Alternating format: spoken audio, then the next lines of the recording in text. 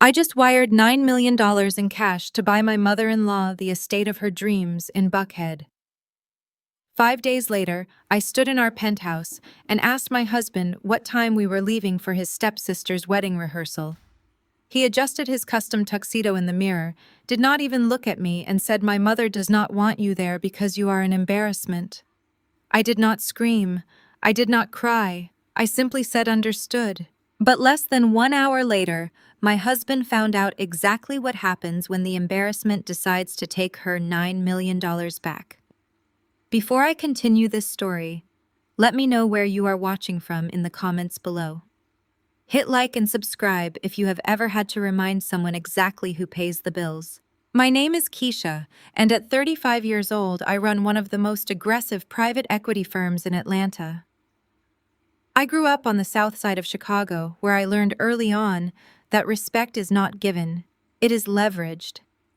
I built my empire from scratch, navigating boardrooms that did not want me and outsmarting competitors who underestimated me.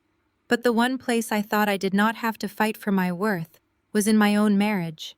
Jamal and I had been married for 5 years. He was handsome, charismatic, and carried himself with the kind of effortless entitlement that comes from being raised in Atlanta's black elite.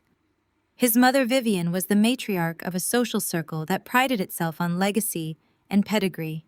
From the moment Jamal introduced me to her, she made it abundantly clear that my self-made wealth could not scrub away my working-class roots.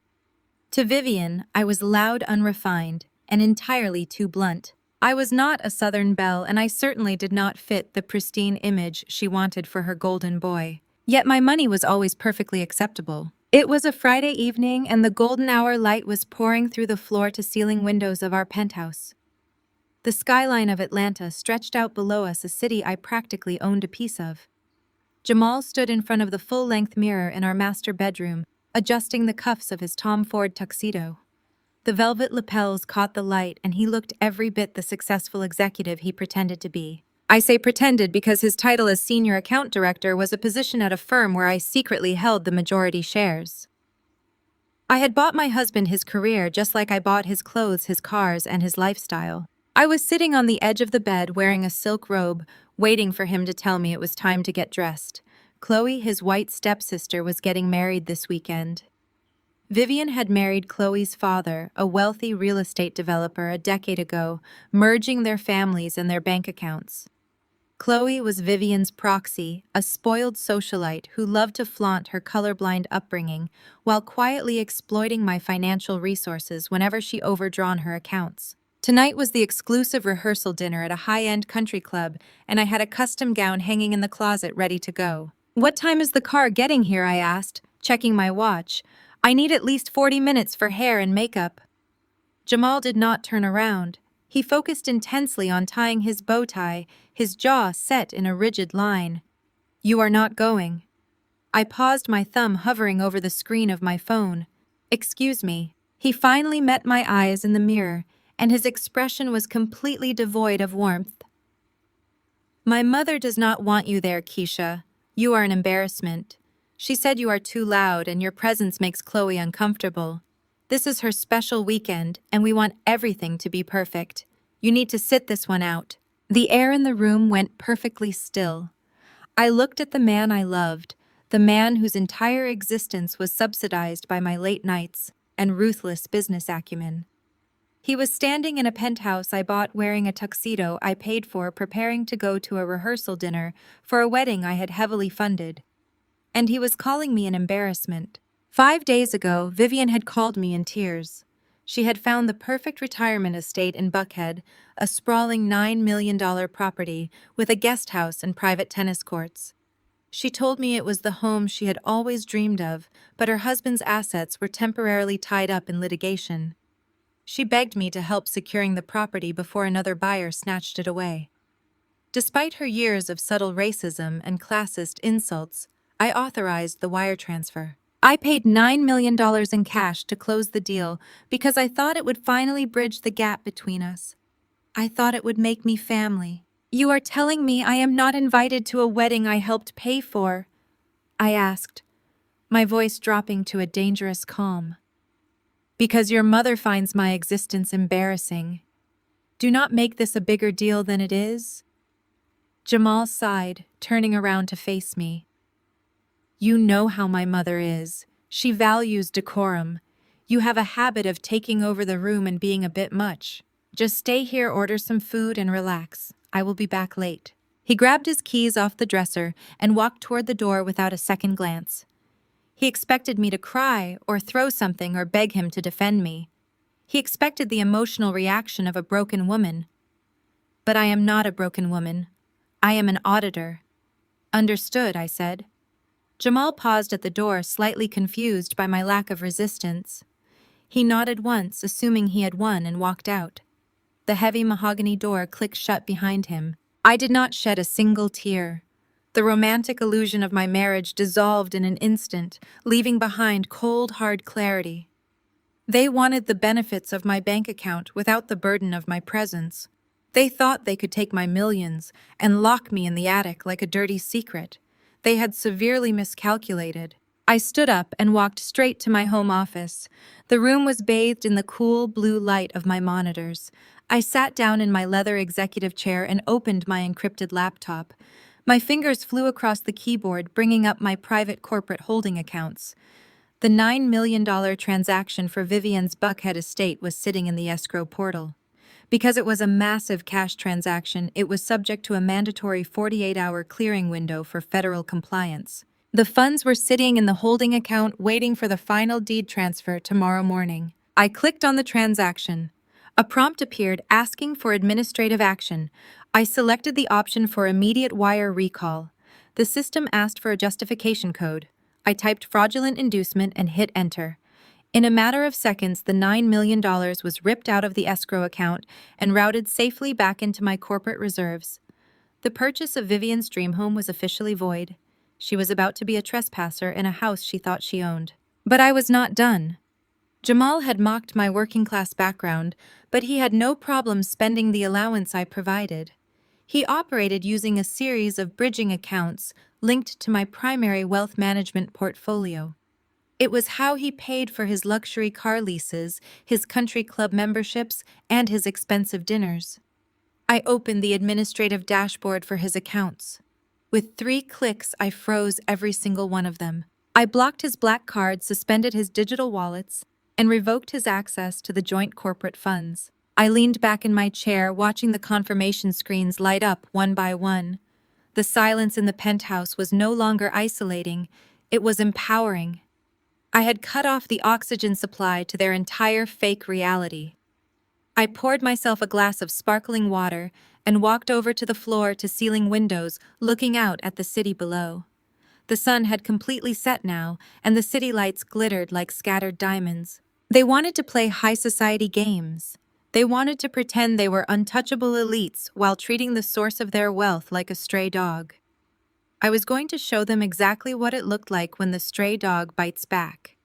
I had spent 5 years being the understanding wife, the generous daughter-in-law, the quiet benefactor. In less than 10 minutes, I had dismantled their financial security completely. Exactly 1 hour after Jamal had left the penthouse, my phone began to buzz on the desk. The caller ID flashed his name. I let it ring. It stopped, then immediately started buzzing again. I picked it up and accepted the call without saying a word. Keisha, what is going on? Jamal's voice echoed through the speaker, panicked and breathless. I am at the country club. I just tried to pay the venue manager for the open bar tab and my black card declined. I tried my backup cards and they are all locked.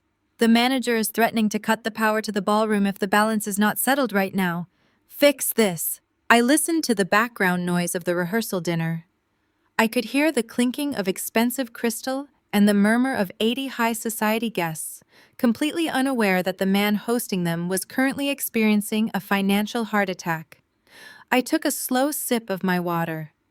I cannot help you, Jamal. What do you mean you cannot help me? He hissed, his voice dropping to a frantic whisper. Log into the portal and unfreeze the accounts. Chloe is freaking out and my mother is embarrassed. I smiled at the window. Well, we certainly cannot have your mother feeling embarrassed, I replied. Since I am such an embarrassment, I decided it was only right to remove my embarrassing money from your pristine evening. Try Uber for your ride home." I ended the call and tossed the phone onto my desk. The war had officially begun, and I was holding all the ammunition.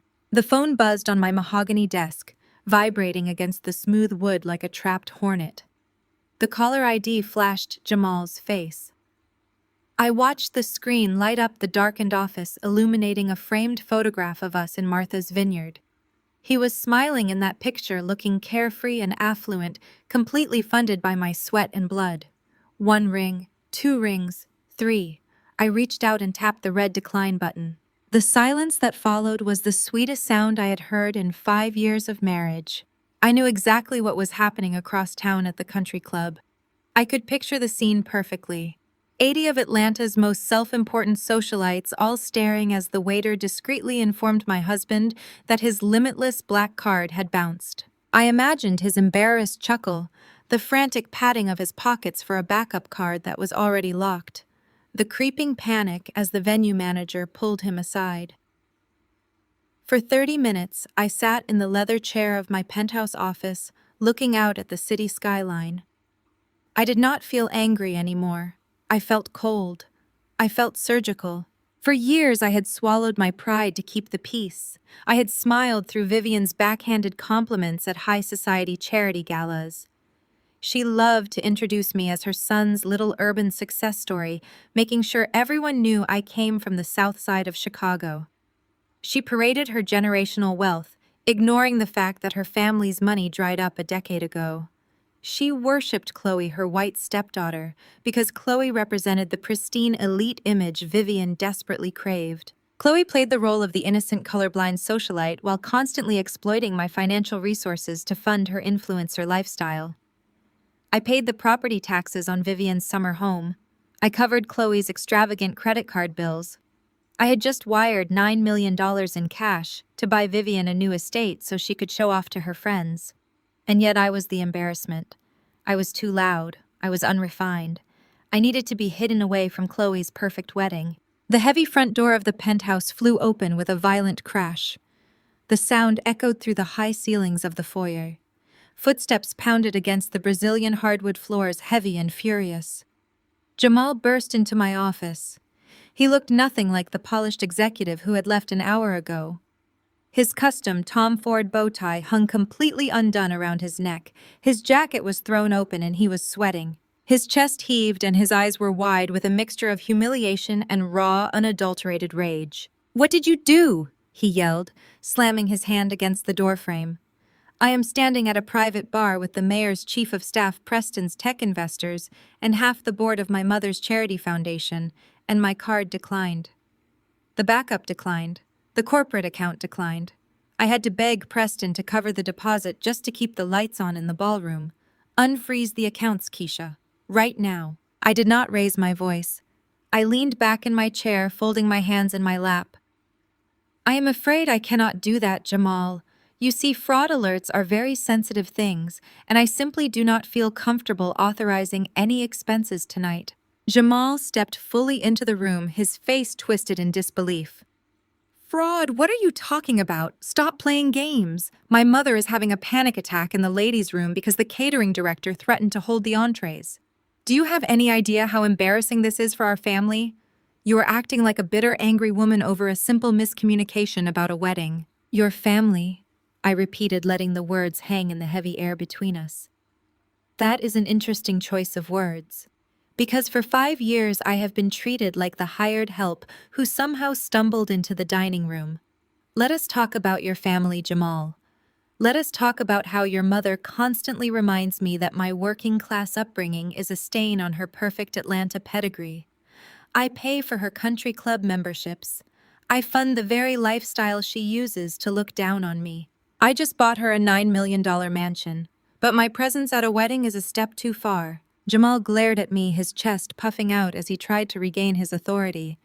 "You think because you make good money, you can control us. You think you can humiliate me in front of my peers. I am a senior director at my firm. I bring in my own capital. I do not need you holding your bank account over my head like a weapon. I earn my own keep." I actually laughed out loud. It was a genuine laugh bubbling up from the sheer absurdity of his delusion. "Your firm?" I asked, raising an eyebrow. "Jamal, do you honestly believe you landed a senior director position at a top-tier private equity firm because of your networking skills? Do you think it was your charm that got you a corner office and a mid-six-figure base salary?" His eyes narrowed. "What are you saying?" I walked slowly around my desk, closing the distance between us until I was standing right in front of him. "I bought that firm 3 years ago. I used a blind holding company to acquire 60% of the voting shares. The CEO reports to me. The board reports to me. I created your position out of thin air because you were complaining about feeling emasculated by my income. You do not bring in capital, Jamal. You manage accounts that I funnel to you. Your entire professional identity is a charity project I funded to protect your fragile ego." I watched the reality hit him. The color drained from his face, replaced by a sickly gray pallor. His mouth parted, but no words came out. He looked like a man who had just realized the floor beneath his feet was made of glass and it was shattering. Every accomplishment he thought was his own, every ounce of professional pride he carried, was a manufactured illusion paid for by the woman he had just called an embarrassment. "You called me an embarrassment," I said, my voice dropping to a harsh whisper. "You looked me in the eye and told me your mother did not want me around because I do not fit your elite image. Well, I listened. I am simply removing my embarrassing, unrefined working-class money from your perfect life. You and Vivian can pay for Chloe's wedding with all that generational prestige you love to talk about. I am sure the catering director accepts pedigree as a form of payment." For a long moment, the only sound in the office was his heavy breathing. I expected him to break. I expected him to apologize, to beg, to suddenly remember his vows and try to negotiate a truce. Instead, something shifted in his eyes. The panic faded, replaced by a slow, calculating smugness. A dark, arrogant smile spread across his face. He reached up and casually adjusted his collar, his confidence returning in a sudden chilling wave. He stepped directly into my personal space, towering over me with a look of pure malice. "You think you are so smart, Keisha," he said, his voice dripping with condescension. "You think you hold all the cards because you control the business accounts. You think you can play puppet master with my life and just cut the strings when you get mad. But you are forgetting something very important." He leaned down, his face inches from mine, and delivered the words that were supposed to destroy me. "I am not worried about you freezing my credit cards. And I do not give a damn about your little holding company. Because 3 months ago, when you were so overwhelmed closing that massive merger in New York, you signed a stack of documents without reading them. You trusted your husband to handle the household paperwork. One of those documents was a full, unmitigated power of attorney." He smirked, enjoying the moment of triumph he thought he had engineered. "I did not need your permission to secure my future. Yesterday afternoon, I used that power of attorney to legally transfer $2.5 million of your liquid corporate reserves into Preston's new tech startup. The money is gone, Keisha. It is washed, invested, and completely out of your reach. My mother will keep her $9 million house, and Preston's company will keep us all very comfortable. So you can play your little games with the catering bill tonight, but you are already trapped." The screen of my phone went completely black. I left it lying on the smooth mahogany surface of my desk. The silence in the penthouse was absolute. For 30 minutes I sat there, doing nothing but breathing in the cool air conditioning and looking out at the glittering Atlanta skyline. I pictured the scene at the country club unfolding exactly as I had designed it. I imagined the waiter leaning in to discreetly whisper that the black card had bounced. I pictured Jamal forcing a laugh, patting his tuxedo pockets for a backup card he did not know was already frozen. I envisioned the creeping panic setting in as the venue manager asked him to step into the hallway away from the 80 elite guests. I knew he had to face Preston and Chloe and his mother Vivian with the reality that his pockets were completely empty.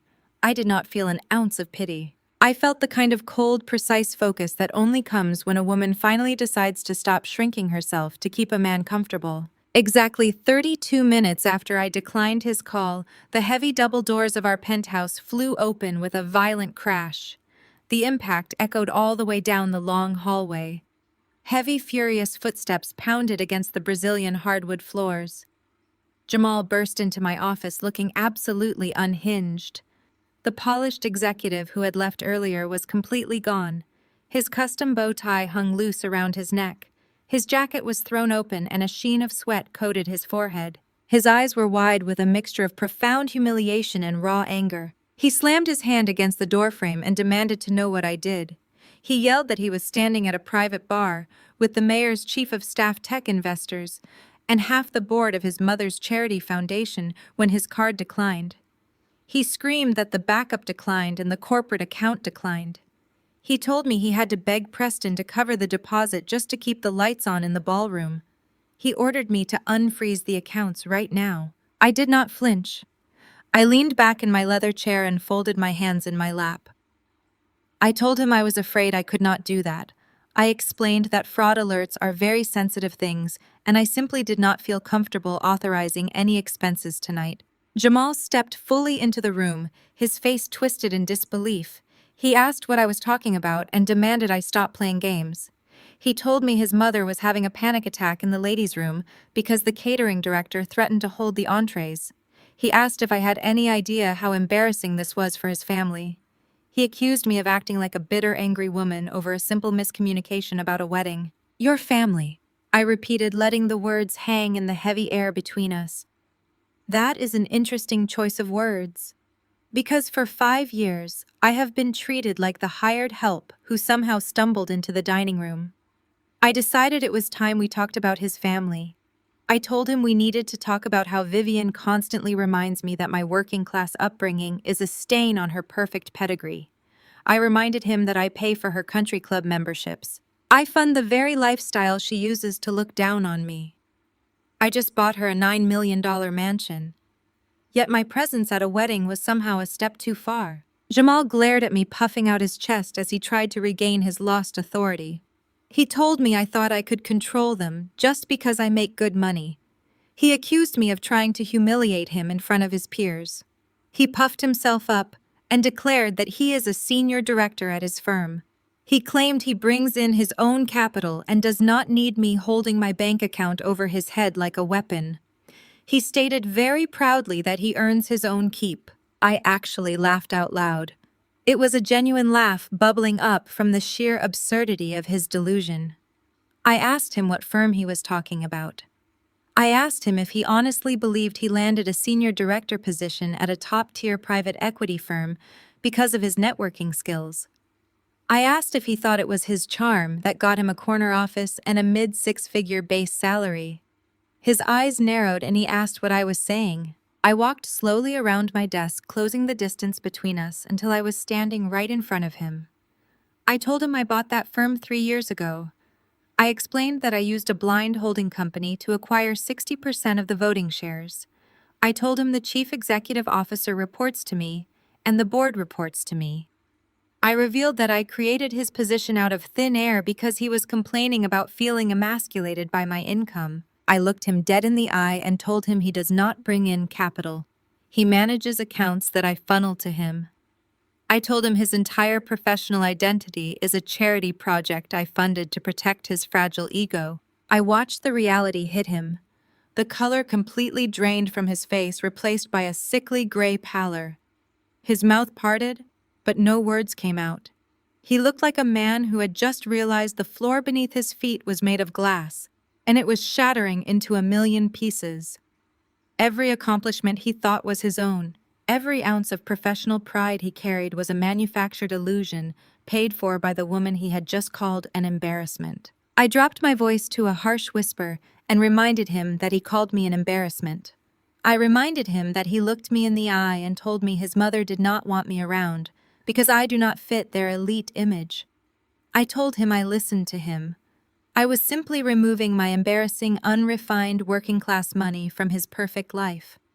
I suggested he and Vivian could pay for Chloe's wedding with all that generational prestige they love to talk about. I added that I was sure the catering director accepts pedigree as a form of payment. For a long moment, the only sound in the office was his heavy breathing. I expected him to break. I expected him to apologize, to beg, to suddenly remember his vows and try to negotiate a truce. Instead, something shifted in his eyes. The panic faded, replaced by a slow, calculating smugness. A dark, arrogant smile spread across his face. He reached up and casually adjusted his collar, his confidence returning in a sudden, chilling wave. He stepped directly into my personal space, towering over me with a look of pure malice. He told me, "I think I am so smart." He said, "I think I hold all the cards because I control the business accounts." He told me, "I think I can play puppet master with his life and just cut the strings when I get mad." But he said I was forgetting something very important. He leaned down his face inches from mine and delivered the words that were supposed to destroy me. He told me he is not worried about me freezing his credit cards, and he does not care about my little holding company, because 3 months ago, when I was so overwhelmed closing that massive merger in New York, I signed a stack of documents without reading them. I trusted my husband to handle the household paperwork. He smiled a wicked, triumphant smile and revealed that one of those documents was a full, unmitigated power of attorney. He told me he did not need my permission to secure his future. Yesterday afternoon, he used that power of attorney to legally transfer $2.5 million of my liquid corporate reserves into Preston's new tech startup. He whispered that the money is gone. It is washed, invested, and completely out of my reach. He said his mother will keep her $9 million house and Preston's company will keep them all very comfortable. He told me I can play my little games with the catering bill tonight, but I am already trapped. I watched the heavy double doors click shut behind him. His mocking laughter echoed down the hallway as he headed back to the country club. He really thought he had won. He genuinely believed that a man who spent his days picking out custom bow ties and leasing sports cars could outsmart a woman who built a private equity firm from nothing. I did not scream. I did not throw my glass at the wall. I simply walked back to my desk and sat down. Growing up on the south side of Chicago teaches you a lot of things. It teaches you how to stretch a dollar. It teaches you how to spot a lie before it even leaves a person's mouth. But the most important lesson I ever learned was to always audit the books before you trust a smile. Jamal thought I was a workaholic who signed paperwork blindly because I was too busy closing mergers in New York. He thought my exhaustion made me careless. What he did not know was that my wealth manager and I review every single legal document with a fine-tooth comb before my pen ever touches the paper. I knew about his embezzlement 6 months ago. I remember the exact afternoon I found out.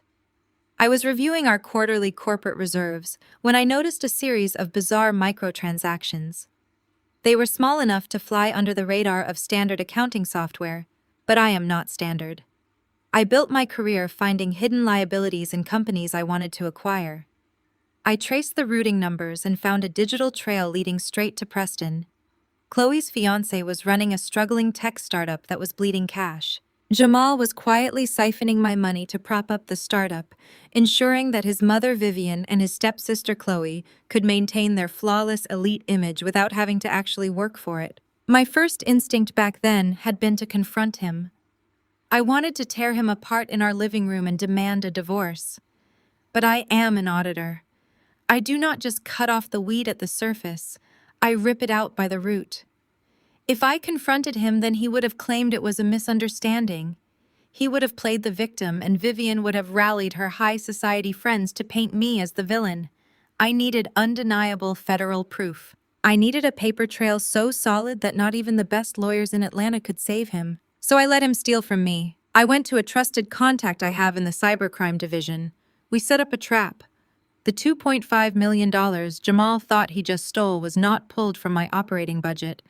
I had moved my actual liquid assets months ago. The account he gained access to through that power of attorney was a shadow account. It was filled with bait capital that was heavily rigged with federal tracking software. Every single dollar he transferred to Preston carried a digital fingerprint that immediately flagged the transaction to the Internal Revenue Service and federal investigators. Jamal thought he was washing the money. He thought he was laundering it through Preston's tech startup to secure his future. In reality, he had just hand-delivered a federal indictment to himself and his brand-new brother-in-law. He did not lock me in a cage. He walked right into the one I built for him and handed me the key. I opened my laptop again and checked the tracking portal. The alerts were already flashing red. The transfer had hit Preston's accounts, and the federal system had automatically initiated an asset freeze. Tomorrow morning, the authorities would begin their sweep. I smiled, leaning back in my chair. Jamal thought I was trapped because his mother had her $9 million mansion. He forgot that the wire for that mansion had already been recalled. He thought his pockets were full, but he was entirely broke and under federal investigation. I did not sleep that night. I did not need to. I spent the hours finalizing my legal documents and preparing for the morning. I watched the sun rise over the Atlanta skyline, casting a warm golden glow over the city. Today was the day of the wedding. Today was the day Chloe was supposed to have her perfect high society ceremony, funded entirely by my humiliation. I walked into my massive walk-in closet and bypassed the elegant, subdued dresses Vivian always pressured me to wear. I reached for the back of the closet and pulled out a custom-tailored crimson power suit. It was bold, it was loud, it was unapologetic. It was exactly the kind of outfit Vivian would call an embarrassment. I put it on and paired it with my highest heels. I applied my makeup with absolute precision. When I looked in the mirror, I did not see a discarded wife. I saw a corporate executioner. I grabbed my leather briefcase from the office. Inside it was a stack of very important documents. The most critical one was a court injunction I had secured early this morning. I walked out to the private elevator and rode it down to the parking garage. My driver was waiting beside my black luxury sedan. I slid into the back seat and gave him the address. I was not going to the wedding venue. I was driving straight to the $9 million estate in Buckhead.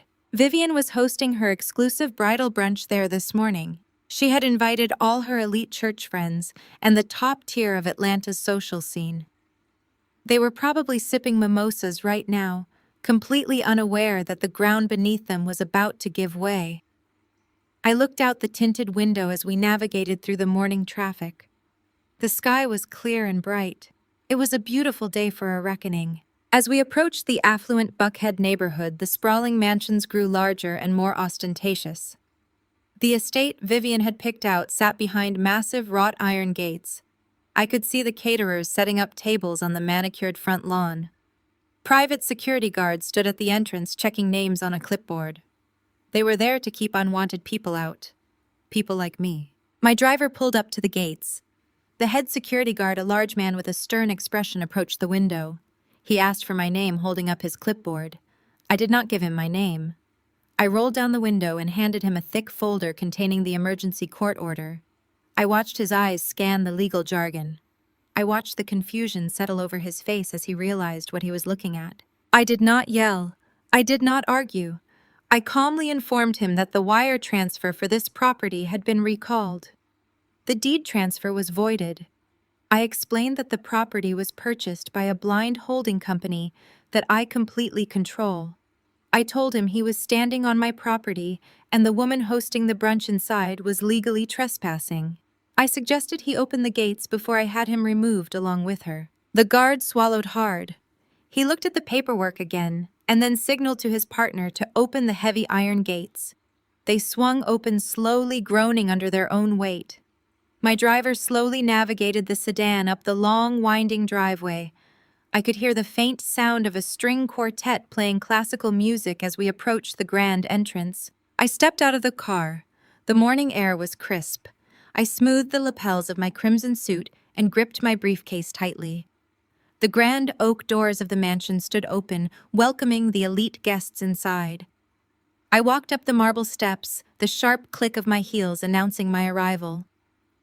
I was about to walk into a room full of people who thought I was nothing, and I was going to show them exactly what happens when you underestimate a woman who knows how to audit her own life. 5 days ago, I transferred $9 million in cash to buy my mother-in-law the Buckhead estate of her dreams. Tonight, as I zipped up my custom evening gown, my husband told me I was banned from his stepsister's wedding rehearsal. He looked me dead in the eye and said his mother considered my working-class background an absolute embarrassment. I did not scream or beg for my place at their table. I simply smiled, said understood, and walked into my home office. Before I tell you how one single phone call dismantled an entire high society dynasty, let me know where you are watching from in the comments below. Hit like and subscribe if you believe that people should never bite the hand that funds their luxury lifestyle. My name is Keisha, and I am 35 years old. I built a multi-million-dollar private equity firm from the ground up. I grew up on the south side of Chicago, where survival taught me how to read a balance sheet. I navigated boardrooms that did not want me and outsmarted competitors who underestimated me. But the one place I thought I never had to fight for my worth was inside my own marriage. I married Jamal 5 years ago. He is a charismatic man who carries himself with the kind of effortless entitlement that comes from being raised in Atlanta's black elite. His mother, Vivian, is the matriarch of a social circle that prides itself on legacy and pedigree. From the moment Jamal introduced me to her, Vivian made it abundantly clear that my self-made wealth could not scrub away my roots. To Vivian, I was loud, unrefined, and entirely too blunt. She criticized my natural hair and told her friends my ambition was unfeminine. I was not a delicate Southern socialite, and I certainly did not fit the pristine image she wanted for her golden boy. Yet my money was always perfectly acceptable to her. Vivian had married a wealthy white real estate developer a decade ago, merging their families and their bank accounts. That marriage gave Jamal a white stepsister named Chloe. Chloe loved to flaunt her colorblind upbringing, while quietly exploiting my financial resources whenever she overdrew her accounts. Tonight was Chloe's exclusive rehearsal dinner at a high-end country club. Jamal stood in front of the full-length mirror in our master bedroom, adjusting the cuffs of his Tom Ford tuxedo. The velvet lapels caught the light, making him look every bit the successful executive he pretended to be. His title as senior account director is a position at a firm where I secretly hold the majority shares. I bought my husband his career just like I bought his clothes and his entire lifestyle. I was sitting on the edge of the bed, wearing a silk robe, waiting for him to tell me it was time to get dressed. "What time is the car getting here?" I asked, checking my watch. "I need at least 40 minutes for hair and makeup." Jamal did not turn around. He focused intensely on tying his bow tie, his jaw set in a rigid line. "You are not going." I paused, my thumb hovering over the screen of my phone. "Excuse me," I asked, thinking I had misheard him. He finally met my eyes in the mirror, and his expression was completely devoid of warmth. "My mother does not want you there, Keisha. You are an embarrassment. She said you are too loud and your presence makes Chloe uncomfortable. This is her special weekend and we want everything to be perfect. You need to sit this one out." The air in the room went perfectly still. I looked at the man I loved, the man whose entire existence was subsidized by my late nights and ruthless business acumen. He was standing in a penthouse I bought, wearing a tuxedo I paid for, preparing to go to a rehearsal dinner for a wedding I had heavily funded. And he was calling me an embarrassment. 5 days ago, Vivian called me in tears. She found the perfect retirement estate in Buckhead, a $9 million property. She told me it was her dream home, but her husband's assets were tied up. She begged me to secure the property before another buyer snatched it. Despite her years of subtle racism, I authorized the wire transfer. I paid $9 million in cash to close the deal because I thought it would bridge the gap between us. I foolishly thought it would make me family. "You are telling me I am not invited to a wedding I helped pay for?" I asked, my voice dropping to a dangerous calm. "Because your mother finds my existence embarrassing. Do not make this a bigger deal than it is." Jamal sighed, turning around to face me. "You know how my mother is. She values decorum. You have a habit of taking over the room and being a bit much. Just stay here, order some food, and relax. I will be back late." He grabbed his keys off the dresser and walked toward the door without a second glance. He expected me to cry or beg him to defend me. He expected the reaction of a heartbroken woman. But I am not a broken woman. I am an auditor. "Understood," I said simply. Jamal paused at the door, slightly confused by my lack of resistance. He nodded once, assuming he had won, and walked out. The heavy mahogany door clicked shut behind him. I did not shed a single tear. The romantic illusion of my marriage dissolved in an instant, leaving behind cold, hard clarity. They wanted the benefits of my bank account, without the burden of my presence. They thought they could take my millions and lock me in the attic like a dirty secret. They had severely miscalculated. I stood up and walked straight to my home office. The room was bathed in the cool blue light of my monitors. I sat down in my leather executive chair and opened my encrypted laptop. My fingers flew across the keyboard, bringing up my private corporate holding accounts.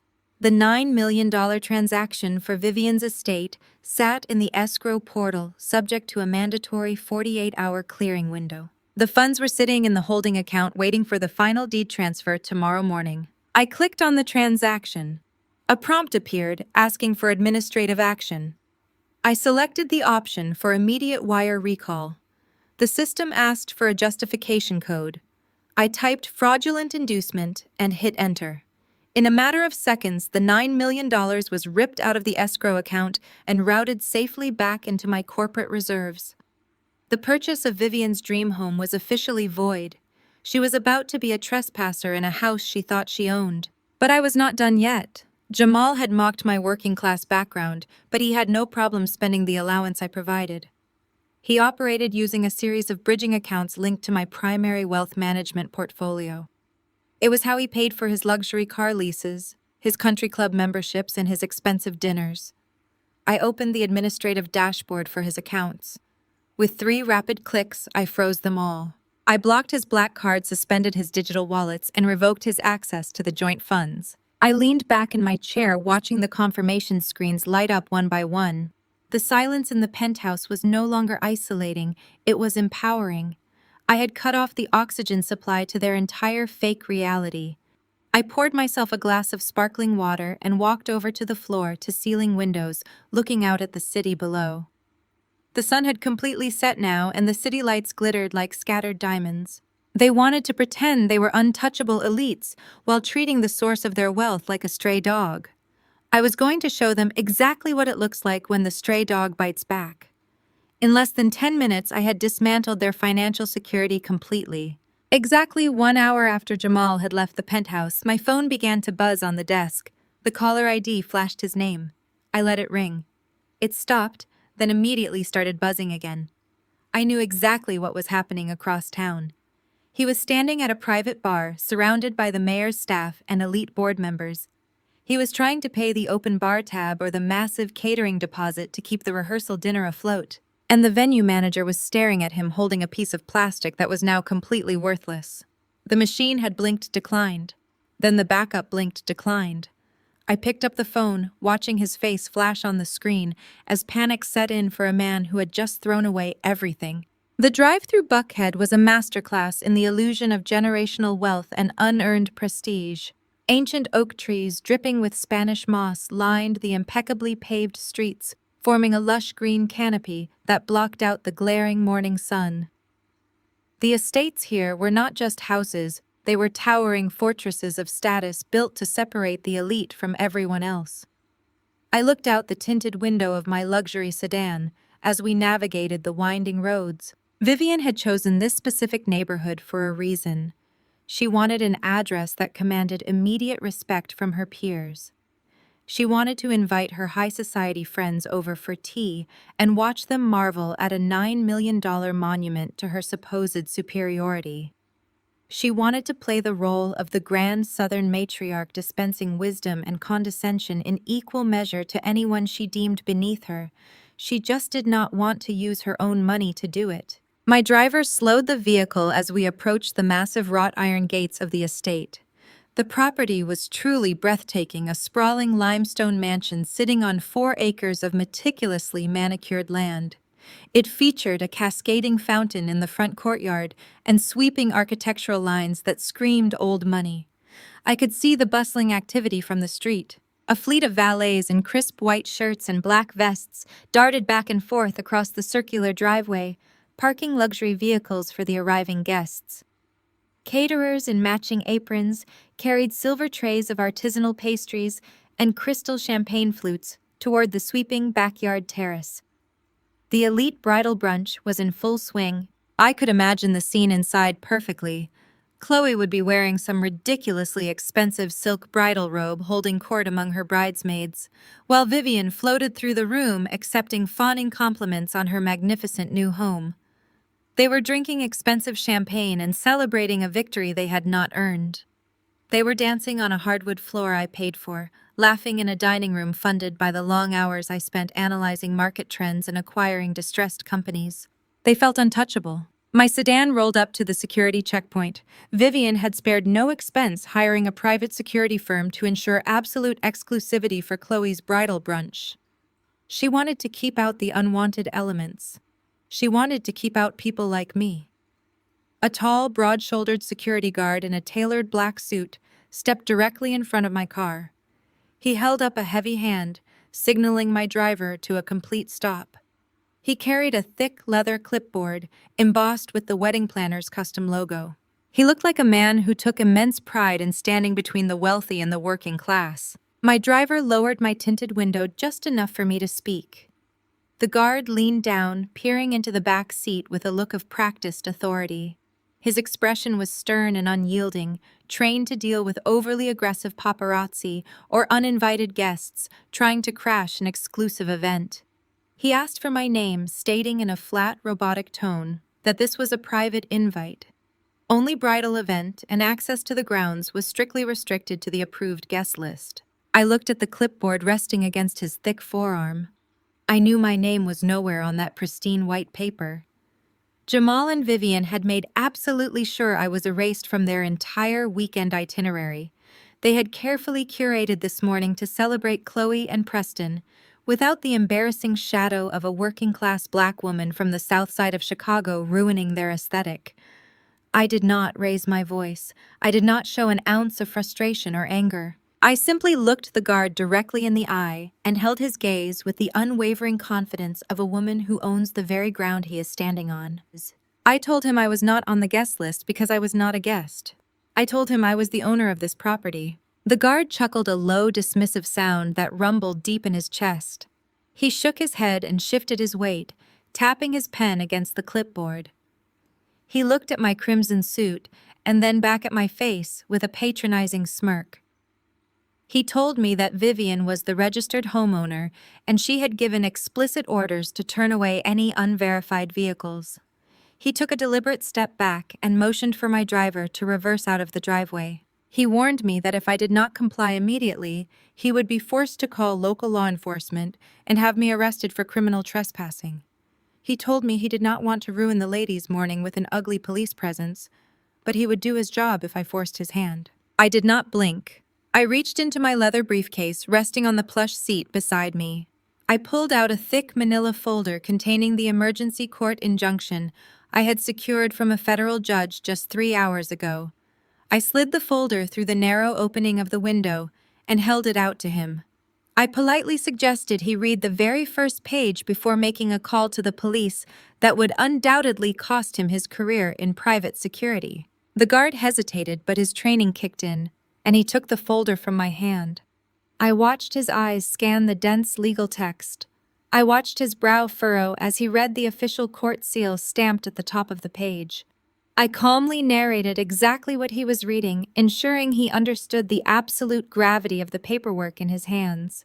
I explained that the $9 million wire transfer used to secure this estate in escrow had been officially recalled late last night due to fraudulent inducement. I told him the deed transfer initiated by Vivian was immediately voided by the bank at 8 o'clock this morning. I kept my voice smooth and lethal as I informed him that the property he was currently guarding belonged entirely to a blind holding company named Southside Acquisitions. I let that sink in before revealing that I am the sole managing director and primary shareholder of Southside Acquisitions. I watched the blood rapidly drain from the guard's face as the reality of the situation set in. His authoritative posture crumbled into pure anxiety. He realized he was not protecting Vivian from an unruly intruder. He was actively blocking the legal owner of a $9 million estate from entering her own land while a group of 80 strangers trespassed inside her home. I leaned slightly closer to the window and softly advised him to open the gates immediately before I had him and his entire security firm named as co-defendants in a massive civil lawsuit for denying me entry to my own property. I told him I would bankrupt his employer by noon if those gates did not swing open in the next 5 seconds. The guard swallowed hard, his Adam's apple bobbing nervously against his tight collar. He closed the folder and handed it back to me with trembling hands. He did not say another word to me. He simply turned around and violently waved at his partner stationed by the control box to open the heavy iron gates. The massive gates groaned as they swung inward, granting me full and unrestricted access to the estate. My driver rolled the window up and smoothly navigated the sedan up the long, winding driveway. We bypassed the designated valet zone and pulled right up to the grand marble steps of the main entrance. The valets rushed forward, confused by the sudden aggressive arrival of an unlisted vehicle, but they stopped short when they saw the serious, uncompromising expression on my driver's face. I stepped out of the car into the crisp morning air. I smoothed the lapels of my custom crimson power suit, making sure the fabric fell perfectly across my shoulders. I gripped the handle of my leather briefcase, feeling the comforting heavy weight of the legal documents inside. The massive oak double doors of the mansion stood wide open, welcoming the gentle morning breeze and showcasing the sheer opulence of the interior I had financed. From inside, I could hear the delicate swelling notes of a live string quartet playing classical music in the grand foyer. The high-pitched laughter of Atlanta's elite echoed out onto the sprawling front porch, mingling with the clinking of crystal glasses and the soft hum of privileged conversation. They were toasting to a future funded by my bank accounts. They were celebrating a union built on embezzlement and lies and unearned arrogance. I walked up the sweeping marble steps. The sharp, loud clack of my heels struck the stone like a ticking clock, echoing over the soft, classical music drifting from the doorway. Every single step I took was a countdown to their absolute destruction. I did not sneak around to the side entrance. I did not ask a caterer to announce me or wait for a pause in the festivities. I crossed the threshold, walking right through the towering front doors in my brilliant crimson suit, ready to burn their perfectly curated high society world straight to the ground. I stepped through the massive oak front doors, and the cool air conditioning washed over me, carrying the rich scent of imported white roses and expensive catered food. The interior of the mansion was vast and intimidating, with a sweeping double staircase and towering crystal chandeliers that caught the morning light. A team of hired caterers holding silver trays of mimosas and artisanal pastries froze in their tracks when they saw me. My custom crimson power suit was a glaring, vibrant contrast to the soft pastel colors and delicate white floral arrangements that decorated every single surface. I did not stop to admire the sweeping architecture or the vaulted ceilings I had paid for. I ignored the confused stares of the event staff. I followed the sound of polite laughter and clinking glasses toward the formal dining room at the back of the estate. Every step I took felt incredibly grounded. For years, I had walked on eggshells around these people, trying to make myself smaller so their fragile egos could feel large. Today, I was taking up all the space in the room. The dining room was massive, featuring a long mahogany table set for 30 of Vivian's most elite friends and Chloe's soon-to-be-in-laws. The overflow guests were seated at smaller tables out on the adjoining terrace overlooking the lake. As I reached the arched doorway, I paused just out of sight. Vivian was standing at the head of the table holding a crystal champagne flute high in the air. She wore a tailored, cream-colored dress, looking every bit the wealthy Southern matriarch she pretended to be.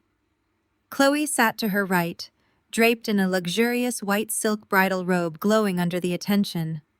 Preston's parents, wealthy old money elites from Charleston, sat to her left, nodding approvingly. Vivian was in the middle of a pretentious toast. She spoke loudly, ensuring her voice carried out to the terrace. She talked about the importance of legacy and the beautiful merging of two phenomenal families.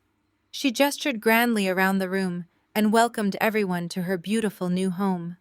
She actually had the audacity to claim that acquiring this estate was a long-time dream she and her late husband had finally realized to provide a proper gathering place for their future grandchildren. She talked about the neighborhood, the pedigree of the architecture, and how blessed they were to host such an elegant celebration for Chloe.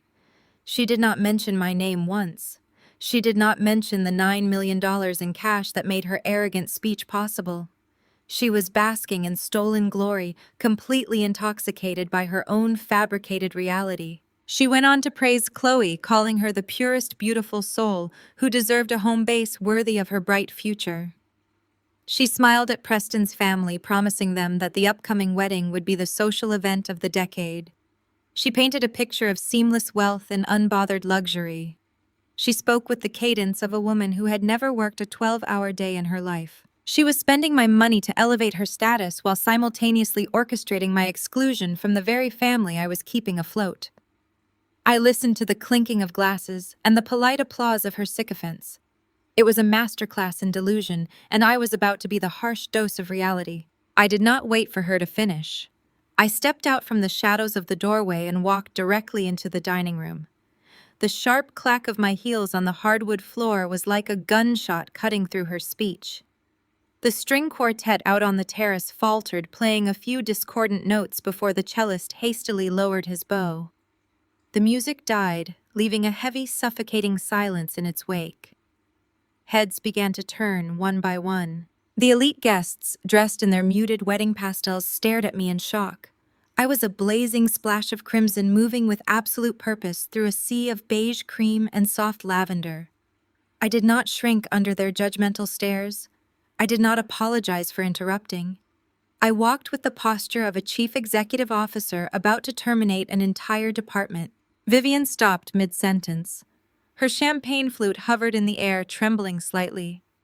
The smug smile on her face froze and then slowly melted into an expression of sheer creeping horror.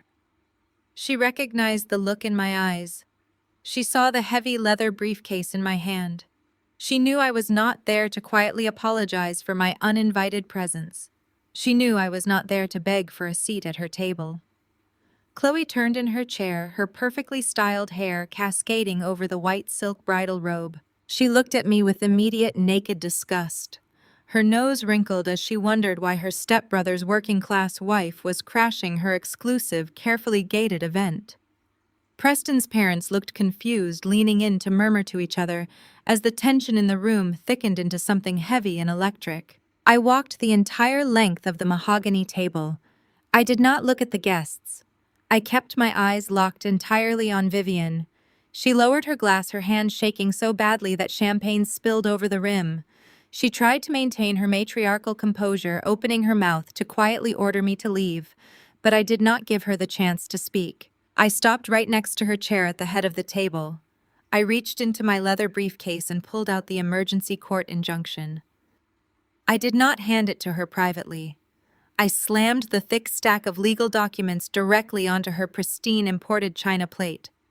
The heavy thud made the silver cutlery jump and rattle against the table. I kept my voice calm, steady, and loud enough for every single person in the dining room and out on the adjoining terrace to hear perfectly. I did not yell because powerful people do not need to raise their voices to command a room. I informed Vivian that the paperwork resting on her half-eaten artisanal pastry was an official 1-hour emergency eviction notice. I told her that the $9 million wire transfer used to purchase this estate in cash had been recalled late last night due to fraudulent inducement. I watched her eyes widen in absolute terror, the blood rushing from her cheeks as I announced to the entire room that the deed transfer was completely void. I turned away from her pale face and looked around the table. I made deliberate, unblinking eye contact with Preston's wealthy parents, the country club president, and Vivian's elite church friends. I told them all that this magnificent property does not belong to Vivian. I explained that it legally belongs to a blind holding company named Southside Acquisitions. I declared proudly that I am the sole managing director and primary shareholder of that company. I told them the woman they thought was their wealthy, generous hostess was actually trespassing on my land and throwing a party with stolen funds. Vivian gasped, clutching her chest pearls as if she had been physically struck. She leaned forward and tried to whisper my name, begging me under her breath to stop making a scene in front of her important friends. She pleaded with me to step into the kitchen to discuss this privately. I ignored her pathetic pleas. I had no interest in protecting her pride in private when she had no problem humiliating me in public. I raised my voice just a fraction more, ensuring absolute undeniable clarity. I informed the hushed room that local law enforcement had been notified of the unauthorized gathering. I told them the police were exactly 5 minutes away and they would be aggressively escorting every single trespasser off the property. I politely suggested that the guests gather their designer handbags and head to their vehicles immediately if they wish to avoid the embarrassment of being photographed by the neighbors while being forcibly removed by the authorities. The dining room erupted into absolute chaos. Elite socialites gasped, clutching their chests, and began murmuring frantically to one another. Heavy mahogany chairs scraped harshly against the floor as people stood up, unsure of what to do, but desperate to escape the impending scandal. Preston's mother looked at Vivian with pure, unfiltered disdain, instantly realizing the entire display of generational wealth was a complete sham. The perfectly curated high society brunch was disintegrating before their very eyes, turning into a spectacular, humiliating circus. Vivian sank into her chair, covering her face with her trembling hands as the realization of her downfall washed over her. Her entire social standing, her carefully built reputation among Atlanta's elite, was reduced to ashes in less than 60 seconds. Chloe could not handle the sudden brutal destruction of her perfect morning. The illusion of her elite fairy tale was shattering into a million pieces, and she desperately needed someone to blame. She leaped up from her chair, her face flushed a deep, angry red. She burst into violent, hysterical tears, the kind of dramatic tantrum only a deeply spoiled child could throw. As she jumped up, the delicate lace sleeve of her expensive white silk bridal robe caught on the carved wooden arm of her chair. It snagged and ripped with a loud, harsh tearing sound that echoed over the panicked murmurs of the fleeing guests. She did not even care about the ruined fabric. She lunged toward me across the table, knocking over a crystal pitcher of orange juice. She pointed her manicured finger right in my face. She screamed that I was a bitter, jealous nobody. She shrieked at the top of her lungs that I was just an unrefined ghetto rat trying to ruin her high society wedding because I knew I could never belong in their pristine world. The crystal pitcher of orange juice shattered against the hardwood floor, sending bright orange pulp and sharp shards of glass exploding across my custom leather heels. Chloe stood on the opposite side of the mahogany table, her chest heaving heavily beneath the torn white silk of her ruined bridal robe. Her face was contorted into a mask of pure, unfiltered hatred. The words she had just screamed echoed against the vaulted ceilings of the dining room. She had called me a jealous nobody. She had called me an unrefined ghetto rat. She had claimed I was trying to ruin her high society wedding because I knew I could never belong in their pristine, elite world. I let her words hang in the heavy air. I did not interrupt her outburst. I waited in absolute silence, allowing the ugly racialized slur she had just weaponized to settle into the ears of every single wealthy guest in the room. The elite socialites who had been murmuring in panic suddenly went completely still. Preston's old money parents, sitting just a few feet away, looked visibly horrified by the sheer venom pouring out of their future daughter-in-law. Vivian covered her mouth with a trembling hand, realizing that Chloe had just ripped off her own mask of sweet southern innocence in front of the exact people she was trying to impress. I did not flinch. I did not raise my voice or step back. I looked at Chloe's tear-stained, flushed face, and I felt a profound sense of calm wash over me. I reached into my leather briefcase one more time. I did not pull out another legal injunction. I pulled out a single, neatly printed spreadsheet. It was an itemized financial ledger, generated directly from my corporate wealth management portfolio. I looked directly into Chloe's furious eyes. I told her that her insults were absolutely fascinating. I asked the silent room how a woman who produces absolutely nothing of value could possibly possess so much unearned audacity.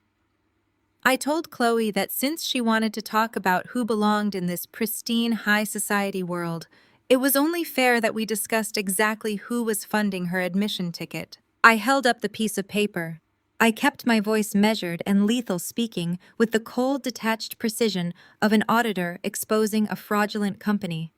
I told the room that Chloe loves to portray herself as a successful lifestyle influencer on social media. I mentioned her glamorous posts about her luxury loft in Midtown and her brand new white Range Rover. Then I started reading the numbers out loud. I informed the horrified guests that Chloe does not own that vehicle.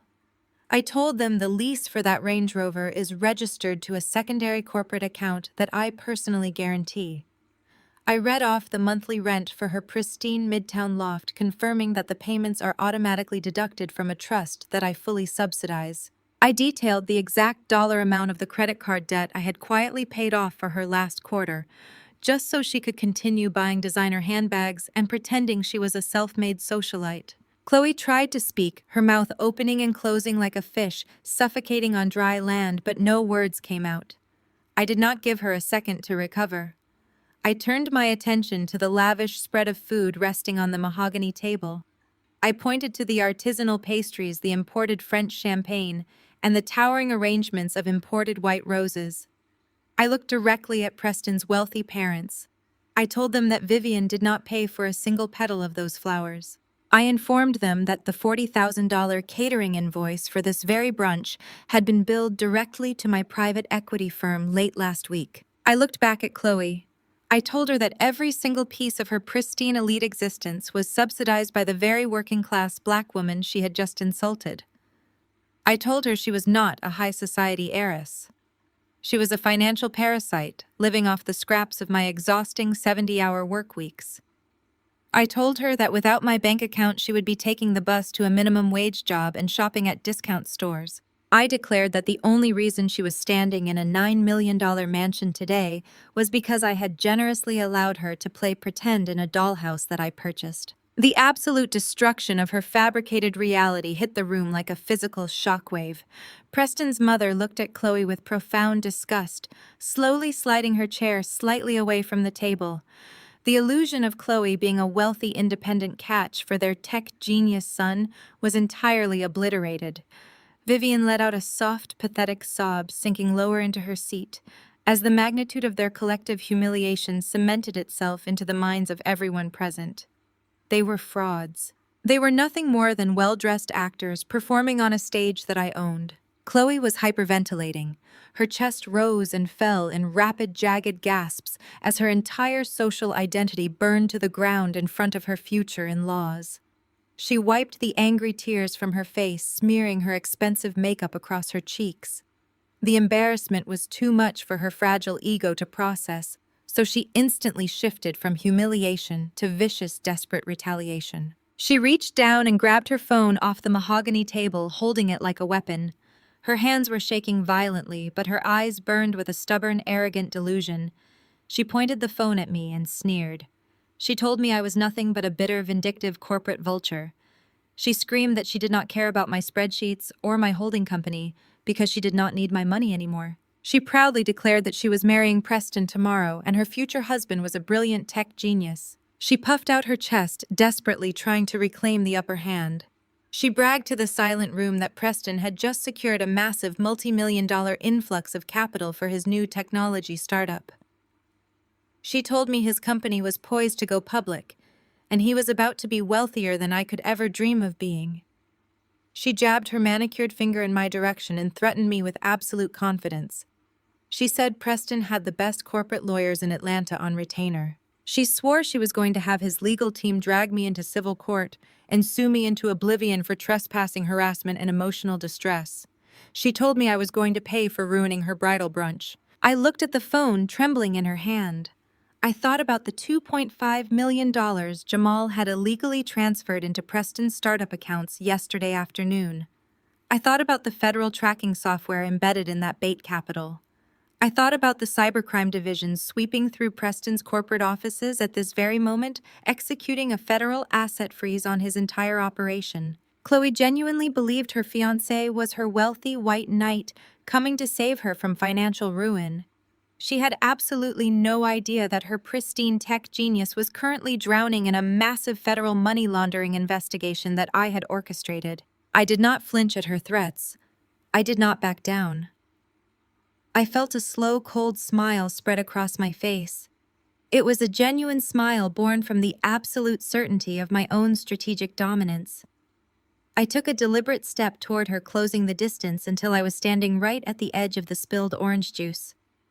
I looked down at her phone and then looked her directly in the eyes. I told her that was a fantastic idea. I gestured toward the phone in her shaking hand.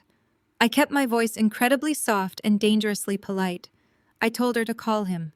I told her to dial his number right now and put him on speakerphone. I said I wanted every single person in this dining room to hear exactly how powerful and wealthy her brilliant future husband truly was. Chloe held her sleek mobile phone in her trembling hand. She looked at me with a mixture of desperate defiance and arrogant delusion. She genuinely believed her pristine tech genius fiancé was going to answer the call and verbally destroy me. She thought he would deploy an army of ruthless corporate lawyers to escort me off the premises so she could return to sipping mimosas and opening wedding gifts. She tapped the screen with her perfectly manicured finger and pressed the speaker icon. The ringing echoed in the dead silence of the sprawling dining room. One ring, two rings. The elite guests held their collective breath. Preston's old money parents sat rigidly in their mahogany chairs, leaning forward slightly, expecting their son to handle the situation with aristocratic grace. Vivian clutched her pearl necklace, staring at the phone as if it were a lifeline that could pull her sinking social status out of the mud. The line clicked open, but there was no smooth, confident greeting. There was no polite inquiry about how the beautiful bridal brunch was going. There was only the sound of ragged, heavy breathing, followed by the chaotic background noise of shouting voices and heavy boots stomping across a hard floor. Chloe opened her mouth to speak, assuming he was just navigating a busy morning meeting. She called out his name in her sweetest, most innocent voice. She told him they had a little situation at the estate, and she needed his high-powered legal team to deal with an unstable intruder. Preston did not ask who was bothering her. He did not offer his lawyers or ask if she was safe. He let out a sound that was halfway between a breathless sob and a furious scream. He yelled her name, his voice cracking with absolute terror. He demanded to know what her brother had done. Chloe blinked, her perfectly styled eyebrows pulling together in deep confusion. She asked him what he meant and told him to calm down because all of her friends and his parents were listening on speakerphone. That was the absolute wrong thing to say. Preston lost whatever shred of sanity he had left. He screamed into the phone so loudly that the small speaker distorted his voice into a harsh, grating noise. He yelled that he did not care who was listening. He told Chloe that his entire corporate office was currently swarming with federal agents. He said men in tactical windbreakers had just kicked down the glass doors of his executive boardroom and were actively seizing every single computer server and filing cabinet in the building. A collective gasp rippled through the dining room. Preston's mother covered her mouth with both hands, her eyes wide with shock. His father stood up so fast his heavy chair scraped loudly against the polished hardwood floor. Chloe tried to interrupt, telling Preston he was not making any sense and reminding him that his startup was doing perfectly fine. Preston let out a bitter, hysterical laugh that chilled the entire room. He screamed that absolutely nothing was fine. He told the horrified audience of wealthy socialites that the Internal Revenue Service and the Cybercrime Division had just executed a complete federal asset freeze on his entire operation. He demanded to know where Jamal was. He yelled that Jamal had transferred $2.5 million into his primary operating account yesterday afternoon. Chloe smiled weakly, looking at me as if this was her moment of victory. She told Preston that the money was a generous private investment from her brother to secure their beautiful future together.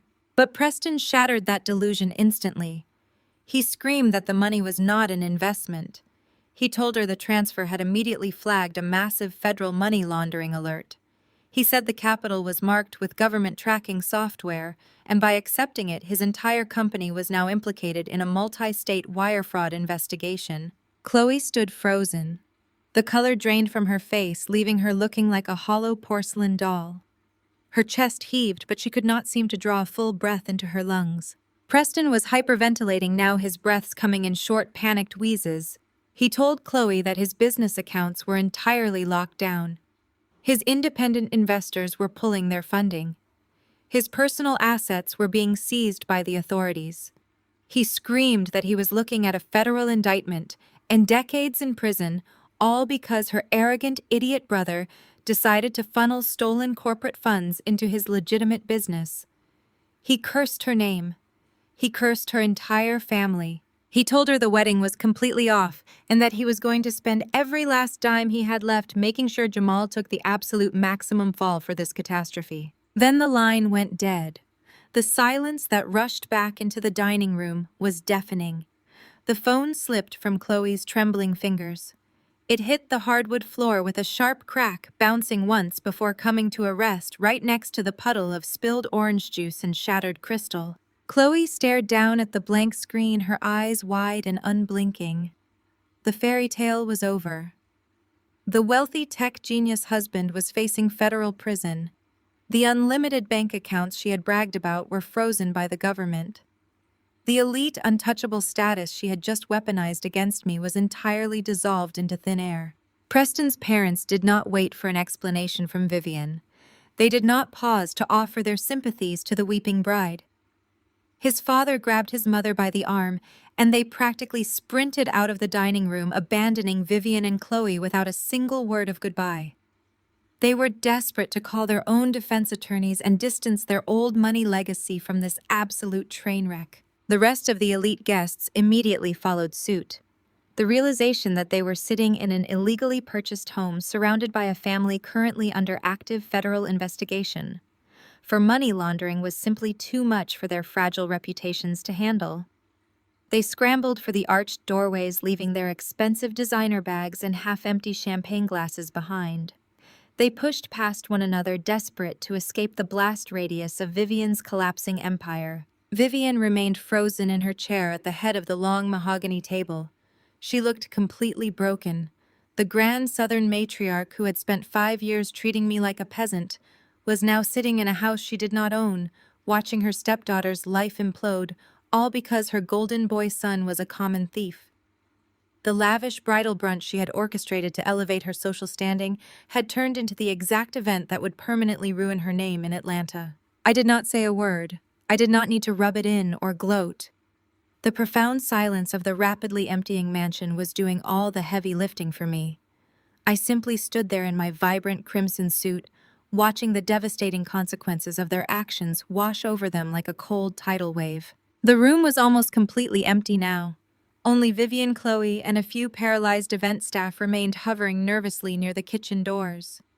Chloe sank slowly to her knees, her torn white silk bridal robe pooling around her on the sticky, stained floor. She buried her face in her hands and began to wail. It was a loud, ugly sound of pure, unadulterated defeat. She had lost her wedding, her status, and her future in the span of 3 minutes.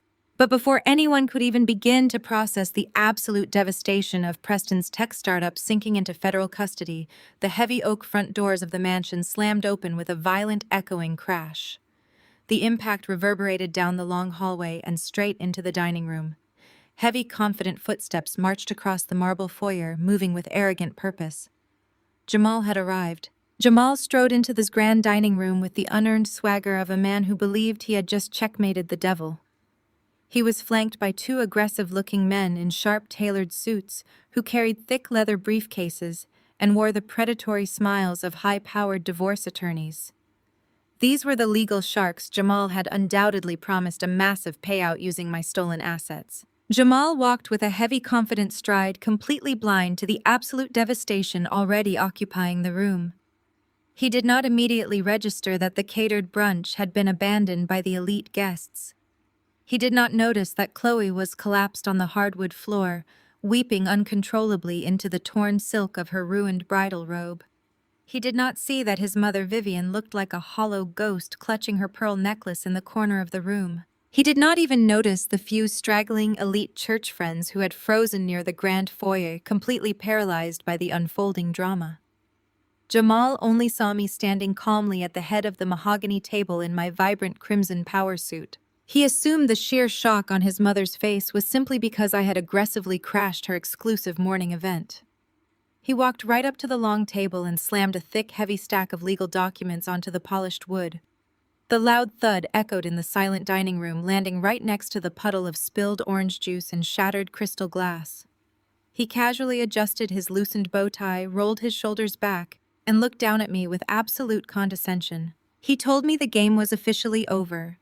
He declared with supreme confidence that those documents were a finalized divorce settlement, and he was taking full control of the situation. He laid out his terms with a sickening level of arrogance. He offered me a generous 15% cut of my own private equity firm if I signed the papers, quietly handed over the clear deed to the Buckhead estate, and walked away without causing any more embarrassing scenes for his family. He told me that if I refused his generous offer, he and his lawyers would ruthlessly drag my business reputation through the mud. He threatened to go to the financial press and paint me as an unstable, hostile corporate vulture who was entirely unfit to manage my investors' capital. He leaned forward, resting his palms flat on the table, and reminded me that he already transferred $2.5 million out of my corporate reserves. He smiled a wicked, triumphant smile, truly believing that stolen capital gave him the ultimate leverage to force my hand and strip me of my empire. I did not blink. I did not look down at the ridiculous divorce papers resting on the table. I simply reached into my leather briefcase and pulled out my tablet. I turned my back on his arrogant face and walked slowly toward the adjoining formal living room, where Vivian had installed a massive 85-inch smart television above the marble fireplace. I tapped the screen of my tablet, activating my administrative secure override. Within seconds, the giant television flared to life, illuminating the elegant room with a bright, glaring white light. Jamal demanded to know what I was doing. His voice cracked with a sudden sharp edge of panic. He ordered his lawyers to stop me, but the two men stayed frozen in place, sensing the immense shift in power radiating from my posture. I synced my tablet to the television and brought up my master financial dashboard. I did not just show them a simple bank statement or a static spreadsheet. I displayed a live real-time feed of Jamal's highly encrypted offshore ledgers. These were the exact same shadow accounts he thought were completely untraceable, hidden behind layers of digital security that I had personally bypassed weeks ago. I turned to face the room. The remaining brunch guests, Vivian, Chloe, and the two predatory divorce attorneys, all stared at the massive screen in absolute stunned silence. I began to scroll through the data. I became the auditor. I kept my voice incredibly cold and precise, breaking down his entire financial existence transaction by transaction. I showed the room exactly how Jamal had set up an elaborate web of phony shell companies, using a registered agent in Delaware to mask his true identity. I used a red digital marker on my tablet to highlight the precise routing numbers he used to siphon money from my secondary business accounts over the past 6 months. I laid bare every single fraudulent transfer, every hidden wire, and every desperate attempt to steal my wealth to fund his unearned lifestyle. I watched the faces of his high-priced lawyers dramatically change. The predatory, arrogant smiles completely vanished from their faces, replaced by genuine legal terror. They were looking at the massive television screen, realizing that their client had not just hired them with stolen money, but had deeply implicated them in a massive federal crime simply by engaging their services.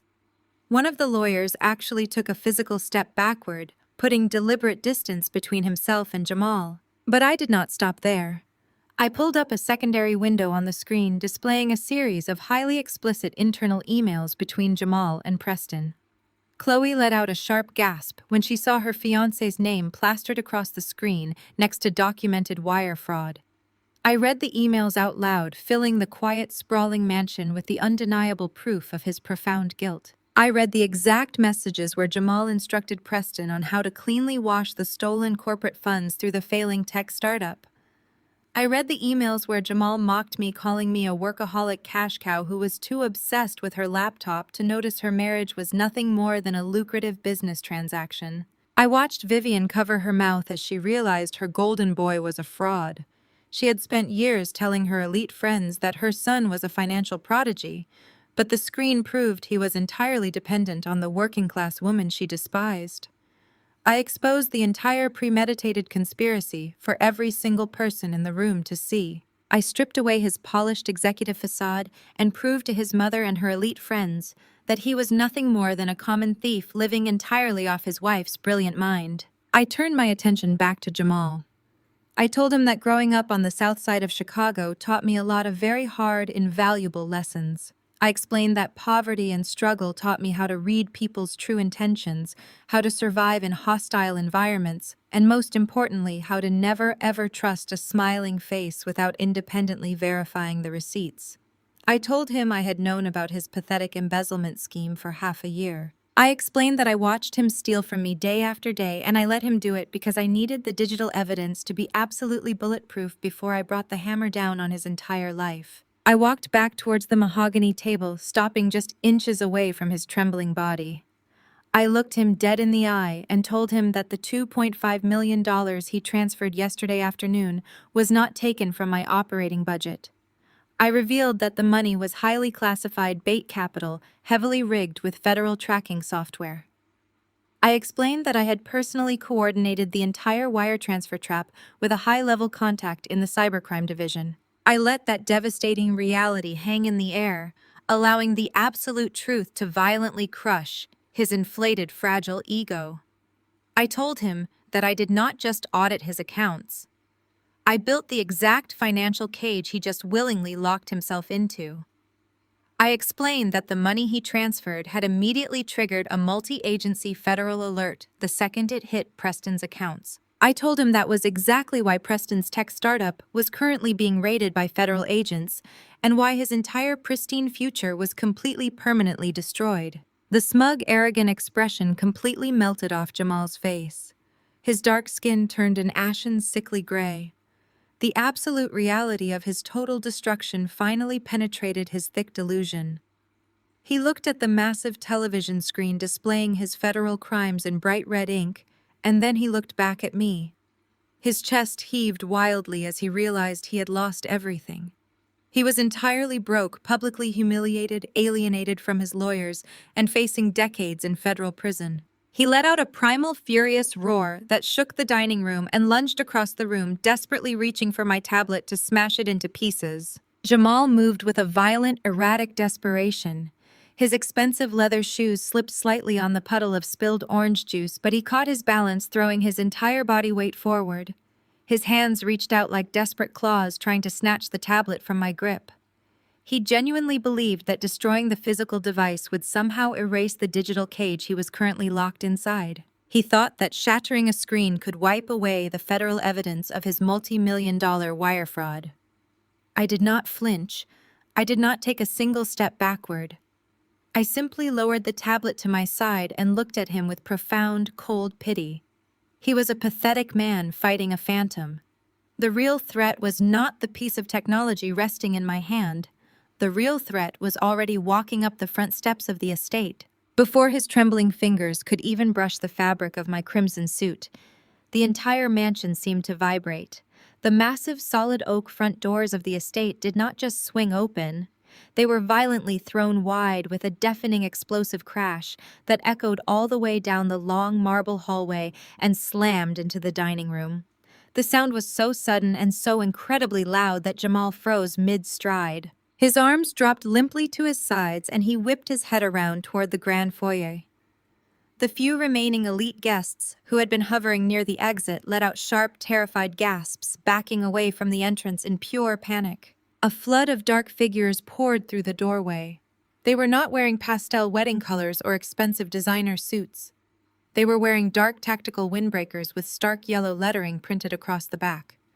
They were federal agents from the Cybercrime Division and the Internal Revenue Service. They moved with absolute rigid precision, fanning out across the pristine marble floors of the foyer. The heavy thud of their tactical boots completely shattered the delicate high society atmosphere Vivian had spent weeks carefully curating.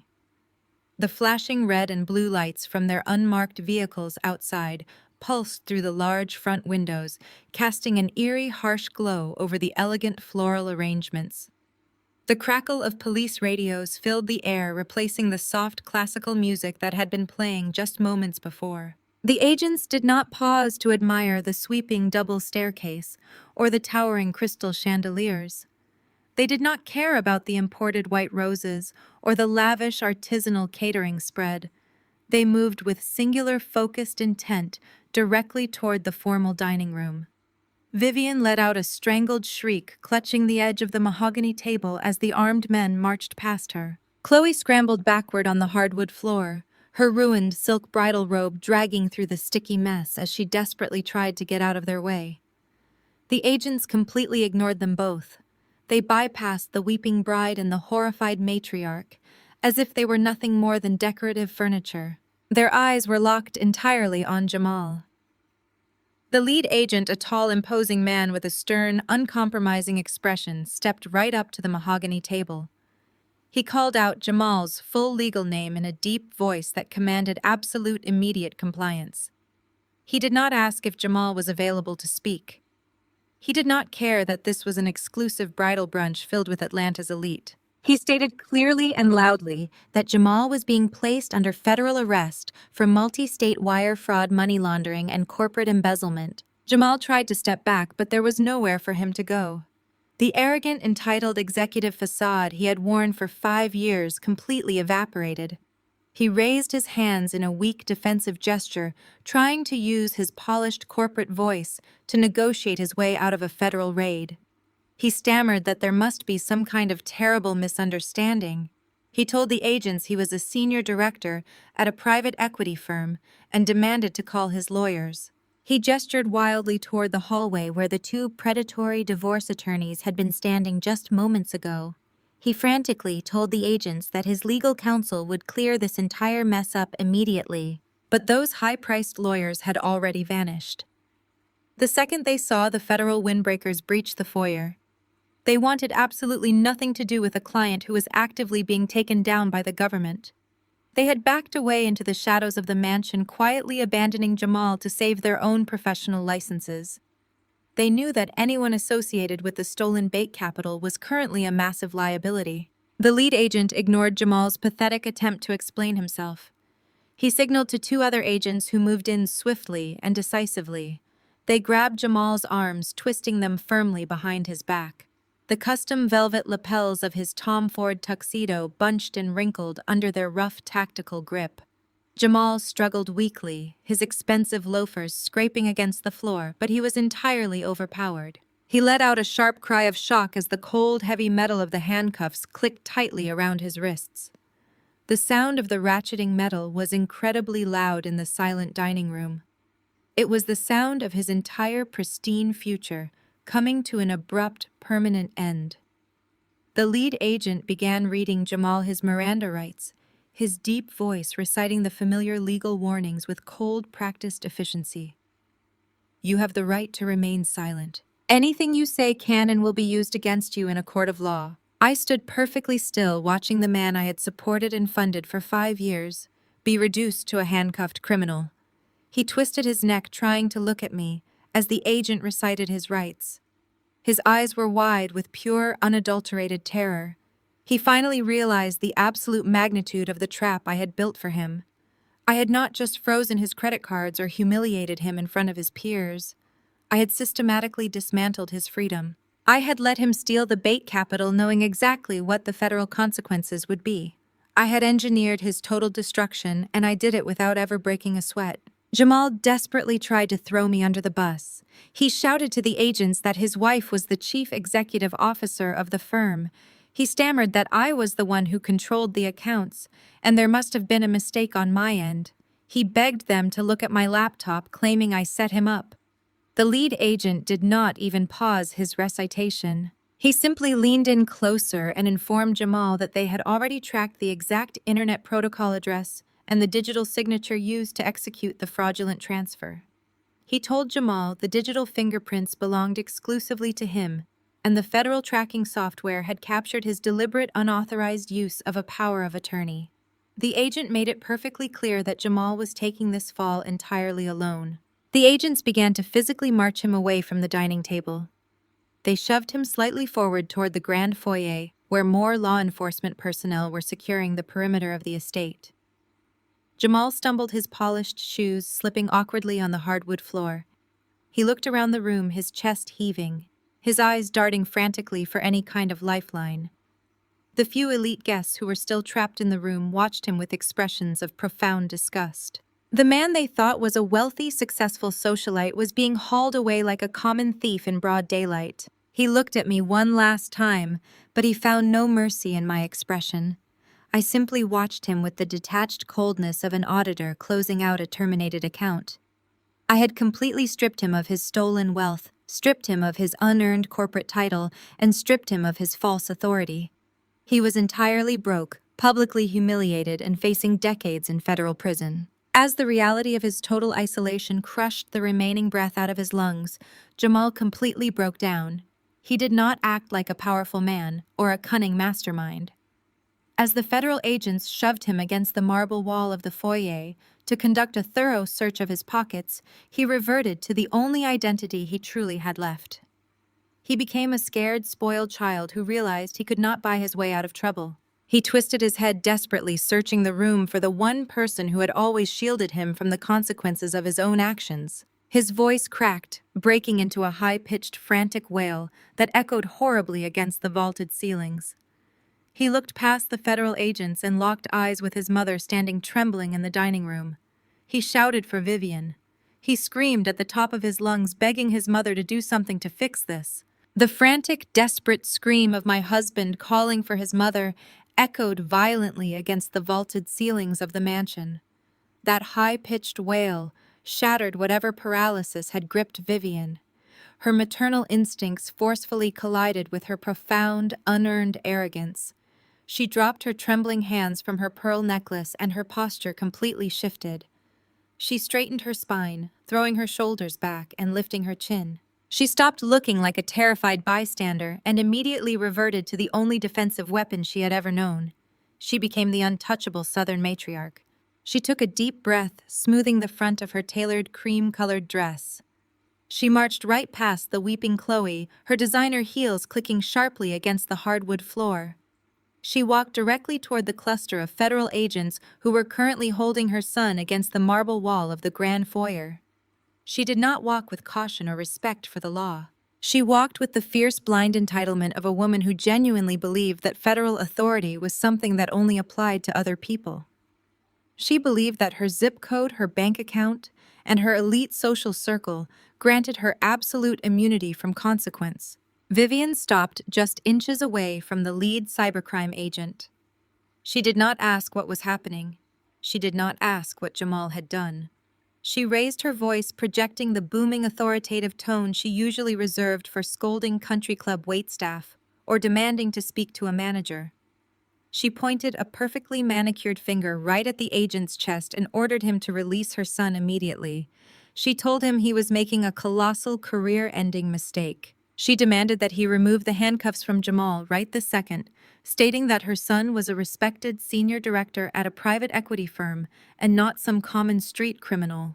The lead agent did not even flinch. He did not step back, and he certainly did not look intimidated.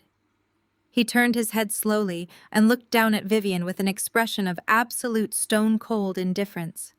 He calmly but firmly instructed her to step away from a federal suspect and allow law enforcement to conduct their active investigation. He warned her that she was standing in the middle of a secured perimeter, and she needed to retreat to the dining room immediately for her own safety and compliance. But Vivian was entirely incapable of accepting a command from someone she viewed as hired help. Her face flushed a deep, angry red. She took a step closer, completely ignoring the agent's direct order. She raised her voice even louder, ensuring that every single elite guest cowering in the dining room could hear her flexing her perceived social power. She demanded to know his badge number. She told him that her late husband was a major donor to the city police pension fund. She proudly declared that she regularly played tennis with the mayor's wife and hosted private charity dinners for the district attorney. She promised the agent that if he did not unhand Jamal right now, she would make one single phone call and have him permanently stripped of his federal badge by tomorrow morning. I stood at the head of the mahogany table watching her dig her own grave deeper with every arrogant syllable. She honestly thought she could name-drop her way out of a multi-state federal wire fraud raid. She thought she could intimidate a cybercrime division agent who had spent the last 24 hours tracking $2.5 million of stolen corporate capital. The agent let out a heavy, exhausted sigh.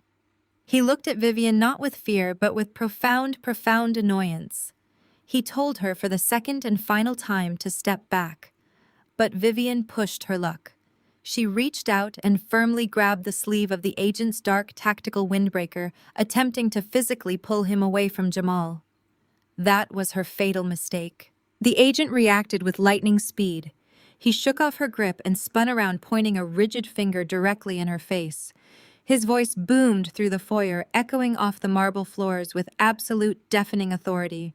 He did not treat her like an elite socialite. He treated her like a hostile interference. He ordered her to back away immediately, or she would be thrown to the ground and placed in handcuffs right next to her son. He shouted that he did not care who she played tennis with or who she invited to her charity dinners.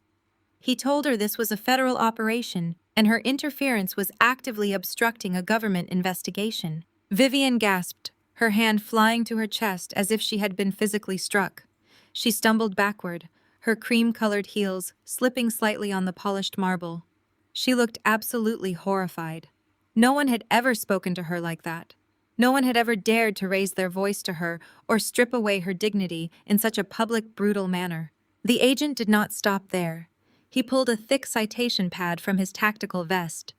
He told Vivian that because she had physically placed her hands on a federal officer during an active arrest, he was citing her for obstruction of justice. He quickly scribbled on the pad, ripped the yellow copy from the binding, and shoved it directly into her trembling hands. He informed her that if she spoke another word or took another step toward the suspect, she would be spending the weekend in a federal holding cell. He then ordered her to return to the dining room and remain completely silent. Vivian was completely destroyed. Her mouth opened and closed, but no sound came out.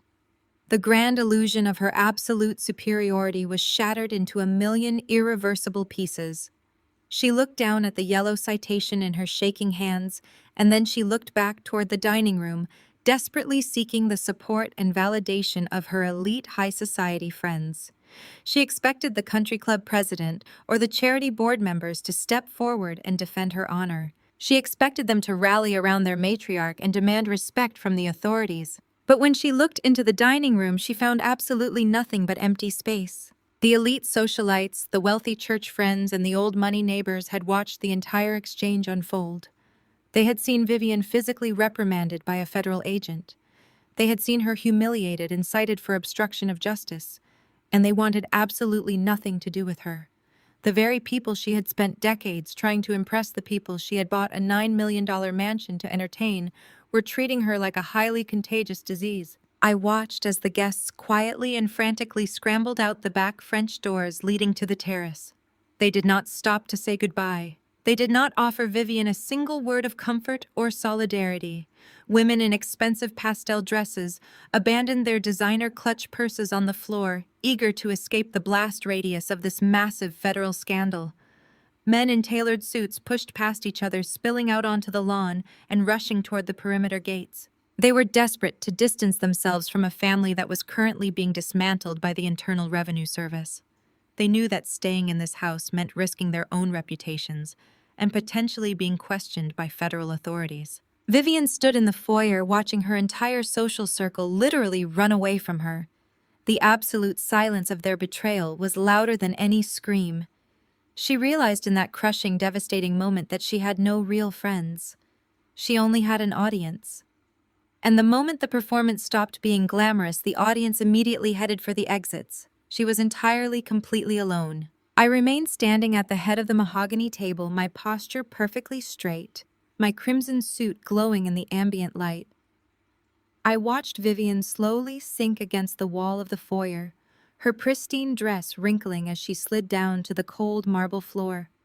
She clutched the yellow obstruction citation to her chest, her eyes vacant and hollow. The pedigree she had held over my head for 5 years meant absolutely nothing against a federal warrant. Her elite status was a manufactured fantasy, and I had just turned the lights on, forcing her to see the ugly truth. Meanwhile, just outside the massive wrought iron gates of the estate, a sleek white Tesla came speeding up the long neighborhood road. The car swerved aggressively, cutting off a catering van that was hastily trying to flee the property. The tires screeched against the pavement as the vehicle slammed to a halt right in front of the security checkpoint. The driver door flew open and Preston stumbled out into the morning air. Chloe's wealthy tech genius fiancé looked like he was having a total psychological breakdown. His expensive designer shirt was soaked in sweat, clinging tightly to his chest. His hair was disheveled and his eyes darted around with wild, frantic panic. He had just fled his corporate office, leaving behind a sea of federal agents who were actively seizing his company servers and freezing his bank accounts. He had driven straight to the Buckhead estate, desperately hoping to find Jamal and force him to fix the massive money laundering disaster that had just ruined his life. But as Preston looked past the wrought iron gates, his frantic momentum completely vanished. He stopped dead in his tracks, his breath catching in his throat. Parked all along the circular driveway surrounding the grand cascading fountain was a fleet of unmarked black federal sport utility vehicles. The red and blue emergency lights flashed silently in the bright morning sun, reflecting off the pristine limestone exterior of the mansion. Preston stared at the federal vehicles, his jaw dropping open. He realized in that horrifying second that his tech startup was not an isolated raid. The government was here too. The net had already been cast, and it was pulling all of them down together. He realized there was absolutely no escape. He gripped the side of his car, his knuckles turning white as he stared at the open front doors of the mansion, knowing exactly what was waiting for him inside. Preston stumbled through the massive oak front doors like a man walking directly to his own execution. His expensive designer shirt was plastered to his skin with a thick layer of nervous, cold sweat. The arrogant, confident posture of a venture capital darling had been entirely stripped away, leaving behind nothing but raw, naked terror. He stepped into the grand marble foyer and completely froze in his tracks. He did not look at his weeping bride sitting on the hardwood floor in the adjoining room.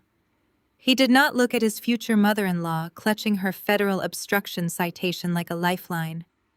His wide, panicked eyes locked instantly and exclusively onto the dark, tactical windbreakers of the federal agents and the heavy steel handcuffs secured tightly around Jamal's wrists. For 5 years, I had watched Jamal and Preston play a pathetic extended game of mutual exploitation. Jamal wanted proximity to Preston's white old money connections in Charleston, and Preston wanted unlimited access to the endless flow of capital that Jamal supposedly controlled. They called each other brothers at country club dinners. They took expensive golf trips and toasted to their brilliant future corporate empire. But the very moment the federal government stepped into the room, that imaginary loyal brotherhood disintegrated into absolute dust. Preston did not ask for a defense lawyer. He did not rush forward to ask if Chloe was safe or if the family needed help. He raised a shaking, terrified hand and pointed his finger directly at my husband. His voice cracked with sheer panic as he screamed to the cybercrime agents that he had absolutely nothing to do with the stolen corporate money. He shouted that Jamal had manipulated the transfer protocols and completely duped him into accepting the $2.5 million. He claimed he was just an innocent victim of a rogue private equity executive who used a fraudulent power of attorney to launder dirty money through his clean, legitimate technology startup. Jamal jerked his head up, staring at Preston in absolute horrific shock. The brutal, sudden betrayal hit him even harder than the cold, heavy metal of the handcuffs currently cutting into his wrists. Jamal had literally risked decades in federal prison to steal my money just to keep Preston's failing business afloat and save Chloe's perfect high society wedding weekend.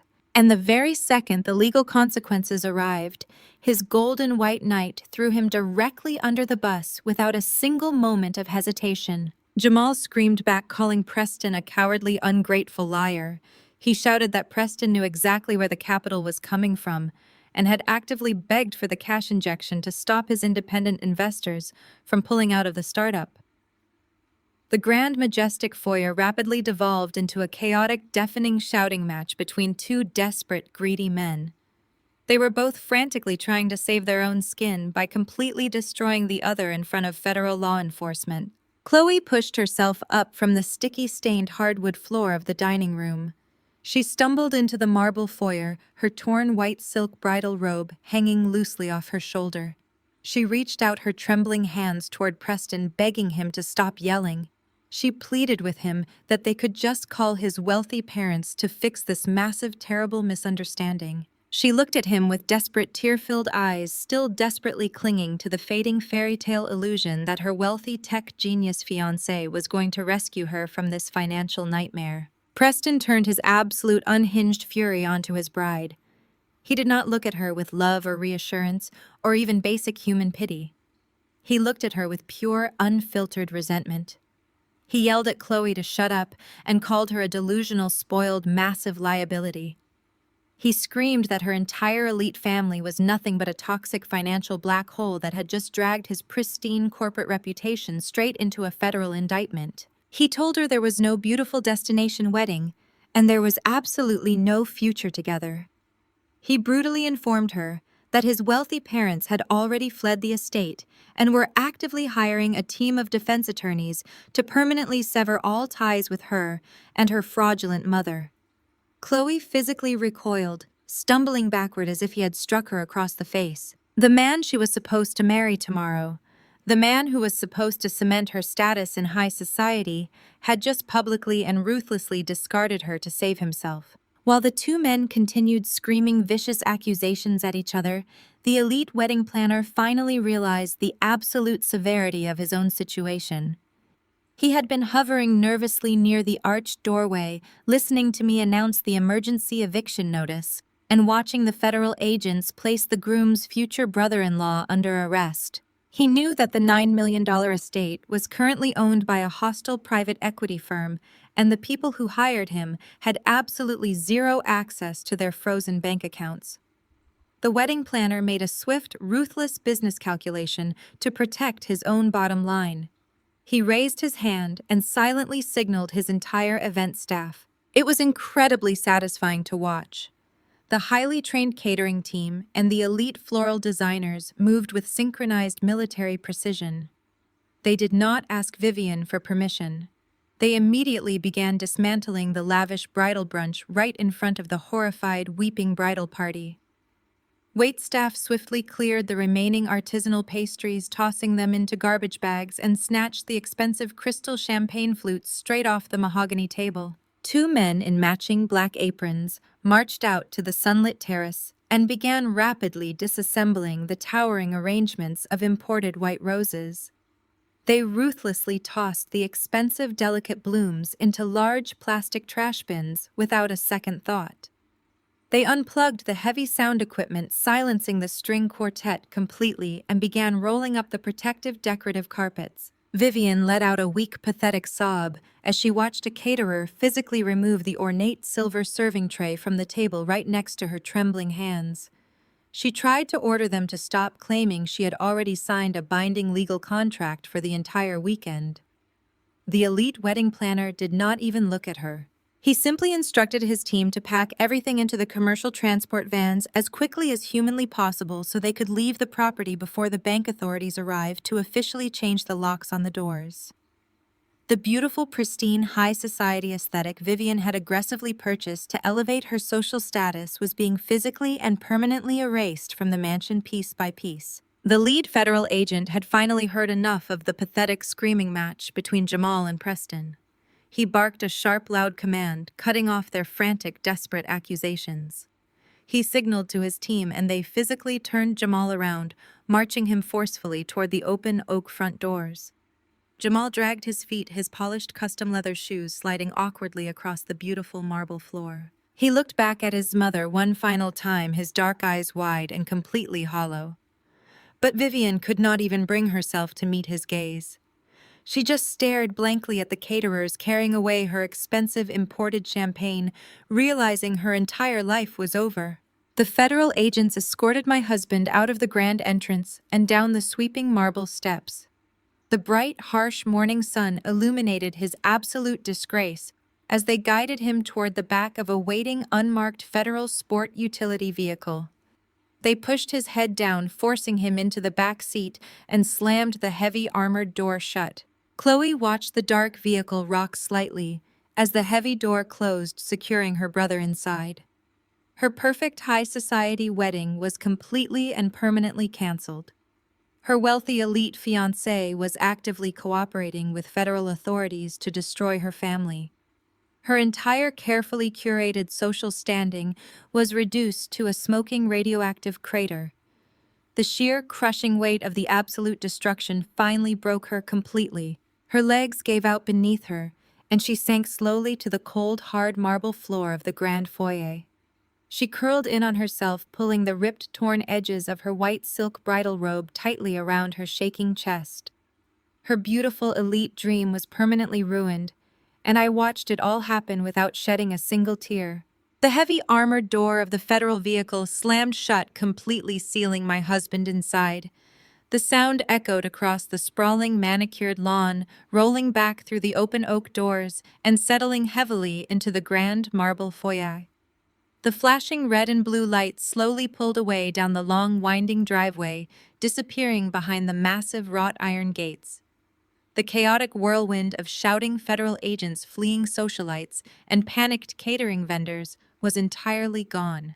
The mansion was suddenly aggressively quiet. Only 3 people remained in the cavernous entryway. Chloe was still crumpled on the floor, weeping into the ruined, torn silk of her bridal robe. Vivian remained slumped against the cold marble wall, her tailored cream-colored dress wrinkled and stained. And I stood perfectly still in my vibrant crimson power suit, completely untouched by the absolute devastation surrounding me. I looked down at my stepsister-in-law. Her shoulders heaved with loud, ugly sobs. She had spent her entire adult life playing the role of the innocent, pristine Southern belle, believing that her proximity to wealth made her inherently superior to a black woman from the South Side of Chicago. I did not offer her a hand to help her up. I did not offer her a single word of comfort. I simply told her that she needed to stand up and face the reality she had helped create. I told her the fairy tale was permanently canceled, and she needed to figure out how to survive in a world where she actually had to work for her own money. Chloe just buried her face deeper into her hands, unable to process a life without my stolen capital propping up her delusions. I turned my attention away from the weeping bride and focused entirely on the matriarch. Vivian looked up at me. The arrogant, condescending light that had burned in her eyes for 5 long years was completely extinguished. Her face was haggard, and her carefully styled hair was coming undone. She looked like an ordinary, terrified woman who had just watched her entire universe collapse. She opened her mouth, attempting to formulate some kind of defense or perhaps a desperate apology, but her voice failed her. I took slow, deliberate steps toward her until I was standing directly over her trembling form. I kept my voice incredibly calm and exceptionally lethal. I told her that for half a decade I had listened to her subtle insults and swallowed her classist abuse. I reminded her of every time she rolled her eyes at my background, every time she introduced me with a heavy sigh, and every time she made me feel like an unwelcome guest at my own family table. I told her that she was so blinded by her obsession with high society status that she completely failed to realize who was actually keeping her afloat. I explained that true wealth does not come from a country club membership or a recognizable last name. It comes from strategy, intelligence, and relentless hard work. I told her she looked at me and saw an embarrassment, because I did not fit her narrow, prejudiced definition of success. But I was not the embarrassment. I was the absolute foundation of her entire elite existence. I was the only lifeline keeping her son out of bankruptcy and her stepdaughter out of poverty. I was the quiet benefactor, holding up her glittering high society illusion. And last night, when she allowed her son to ban me from a rehearsal dinner, she voluntarily took a knife and severed that lifeline completely. I watched the devastating truth wash over Vivian. She realized in that crushing moment that she had traded a brilliant, loyal daughter-in-law for the fleeting approval of fake elite friends who had abandoned her at the first sign of trouble. She realized that her own unearned arrogance had cost her the $9 million mansion, the extravagant lifestyle, and the freedom of her golden boy son. She reached a shaking hand toward me, her fingers grasping at the empty air, pleading with me to somehow fix the catastrophic mess she had orchestrated. I simply stepped back, ensuring she could not even touch the hem of my crimson jacket. Before Vivian could utter a single pathetic plea, the sharp crunch of tires on gravel broke the silence outside. A sleek silver sedan pulled up to the front steps, parking exactly where the caterers and federal agents had been just minutes ago. Two men and one woman stepped out of the vehicle carrying heavy leather briefcases and thick manila folders. They were not wedding guests returning to the scene. They were senior bank officials accompanied by a specialized property management team. The officials walked briskly up the marble steps and entered the open foyer. The lead official, a tall woman with a no-nonsense expression, spotted me immediately. I gave her a curt professional nod, confirming that the property was now entirely under my corporate jurisdiction. She turned her attention to Vivian and Chloe. She did not speak with the gentle tone of a wedding planner. She spoke with the cold mechanical efficiency of an asset liquidator. The official informed Vivian that the emergency eviction notice I had delivered was in full immediate effect.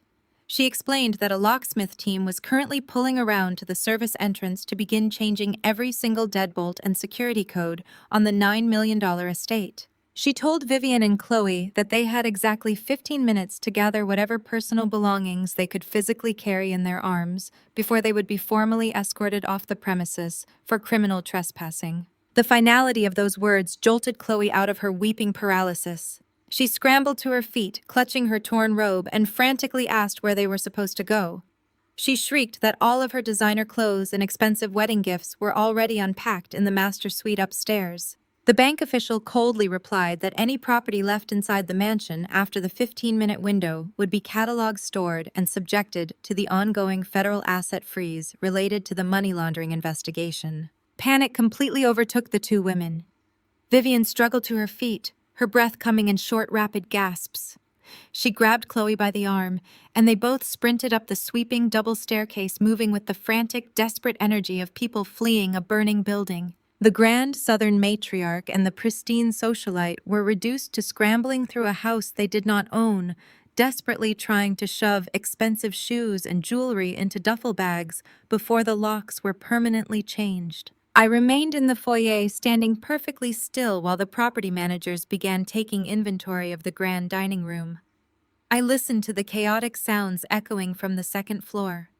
I heard drawers slamming shut, hangers scraping wildly against closet rods, and the muffled sounds of Chloe crying as she realized she could not fit her massive designer bridal gown into a standard suitcase. It was the chaotic, frantic sound of generational arrogance being swiftly and aggressively dismantled by working-class brilliance. Exactly 14 minutes later, Vivian and Chloe dragged themselves back down the grand staircase.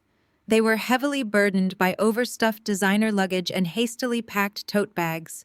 Vivian looked absolutely exhausted, her face pale and lined with profound defeat. Chloe was still crying silently. Her makeup completely ruined, her dreams of a high society empire thoroughly destroyed. The bank official stepped forward, guiding the two weeping women toward the massive front doors and pointing them firmly toward the long, empty driveway. They were forcing Vivian and Chloe out of the $9 million mansion with nowhere to go and absolutely no access to the stolen wealth they had relied on for 5 years. I wired $9 million in cold, hard cash to buy my mother-in-law her dream mansion in Buckhead. Just 5 days later, I stood in our luxury penthouse and asked my husband what time we were leaving for his stepsister's wedding rehearsal. He adjusted his custom-tailored tuxedo in the mirror, did not even glance my way, and told me his mother did not want me there because I was an embarrassment. I did not scream or throw a fit. I simply looked at the man whose entire elite lifestyle was funded by my bank accounts and said understood. But less than 1 hour later, he found out exactly what happens when the so-called embarrassment decides to take her $9 million back. Before I tell you how one single phone call destroyed an entire high society dynasty, let me know where you are watching from in the comments below. Hit like and subscribe if you believe people should never bite the hand that funds their luxury lifestyle. My name is Keisha, and I am 35 years old. I built a multi-million-dollar private equity firm from the absolute ground up. Growing up on the south side of Chicago taught me early on that respect is not something you are freely given, it is something you leverage. I spent my 20s navigating corporate boardrooms that did not want me and outsmarting aggressive competitors who constantly underestimated me. But the one place I truly thought I did not have to fight for my worth was inside my own marriage. I married Jamal 5 years ago. He is an incredibly handsome, charismatic man who carries himself with the kind of effortless, untouchable entitlement that only comes from being raised in Atlanta's black elite. His mother, Vivian, is the absolute matriarch of a social circle that prides itself on deep legacy and perfect pedigree.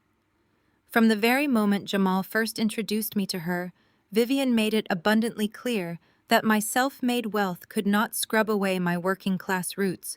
To Vivian, I was loud, unrefined, and entirely too blunt for her pristine circles. She regularly criticized my natural hair and told her country club friends my corporate ambition was deeply unfeminine. I was not a delicate Southern socialite, and I certainly did not fit the pristine, flawless image she desperately wanted for her golden boy son. Yet my money was always perfectly acceptable to her. Vivian had married a wealthy white real estate developer a decade ago, merging their families and supposedly their bank accounts. That marriage gave Jamal a white stepsister named Chloe. Chloe loved to flaunt her colorblind upbringing while quietly exploiting my financial resources whenever she overdrew her influencer accounts. Tonight was Chloe's exclusive rehearsal dinner at a high-end country club. Jamal stood in front of the full-length mirror in our master bedroom, adjusting the cuffs of his Tom Ford tuxedo. The velvet lapels caught the ambient lighting, making him look every bit the successful executive he pretended to be. His title as senior account director is a position at a firm where I secretly hold the majority shares. I bought my husband his career, just like I bought his clothes, his cars, and his entire elevated lifestyle. I was sitting on the edge of the plush bed, wearing a silk robe, waiting for him to tell me it was time to get dressed. "What time is the car getting here?" I asked, checking my watch. "I need at least 40 minutes for hair and makeup." Jamal did not turn around. He focused intensely on tying his bow tie, his jaw set in a rigid, unyielding line. "You are not going." I paused, my thumb hovering over the screen of my phone. "Excuse me," I asked, thinking I had misheard him. He finally met my eyes in the mirror, and his expression was completely devoid of any warmth or affection. "My mother does not want you there, Keisha. You are an embarrassment. She said you are too loud and your presence makes Chloe uncomfortable. This is her special weekend, and we want everything to be absolutely perfect. You need to sit this one out." The air in the bedroom went perfectly still. I looked at the man I loved, the man whose entire existence was subsidized by my late nights and ruthless business acumen. He was standing in a penthouse I bought, wearing a tuxedo I paid for, preparing to go to a rehearsal dinner for a wedding I had heavily funded. And he was calling me an embarrassment. Just 5 days ago, Vivian called me in absolute tears. She found the perfect retirement estate in Buckhead, a sprawling $9 million property. She told me it was her ultimate dream home, but her husband's assets were temporarily tied up in endless litigation. She begged me to secure the property before another wealthy buyer snatched it. Despite her years of subtle racism and classist insults, I authorized the massive wire transfer. I paid $9 million in cash to close the deal because I foolishly thought it would finally bridge the gap between us. I thought it would make me family. "You are telling me I am not invited to a wedding I helped pay for?" I asked, my voice dropping to a dangerous cold calm.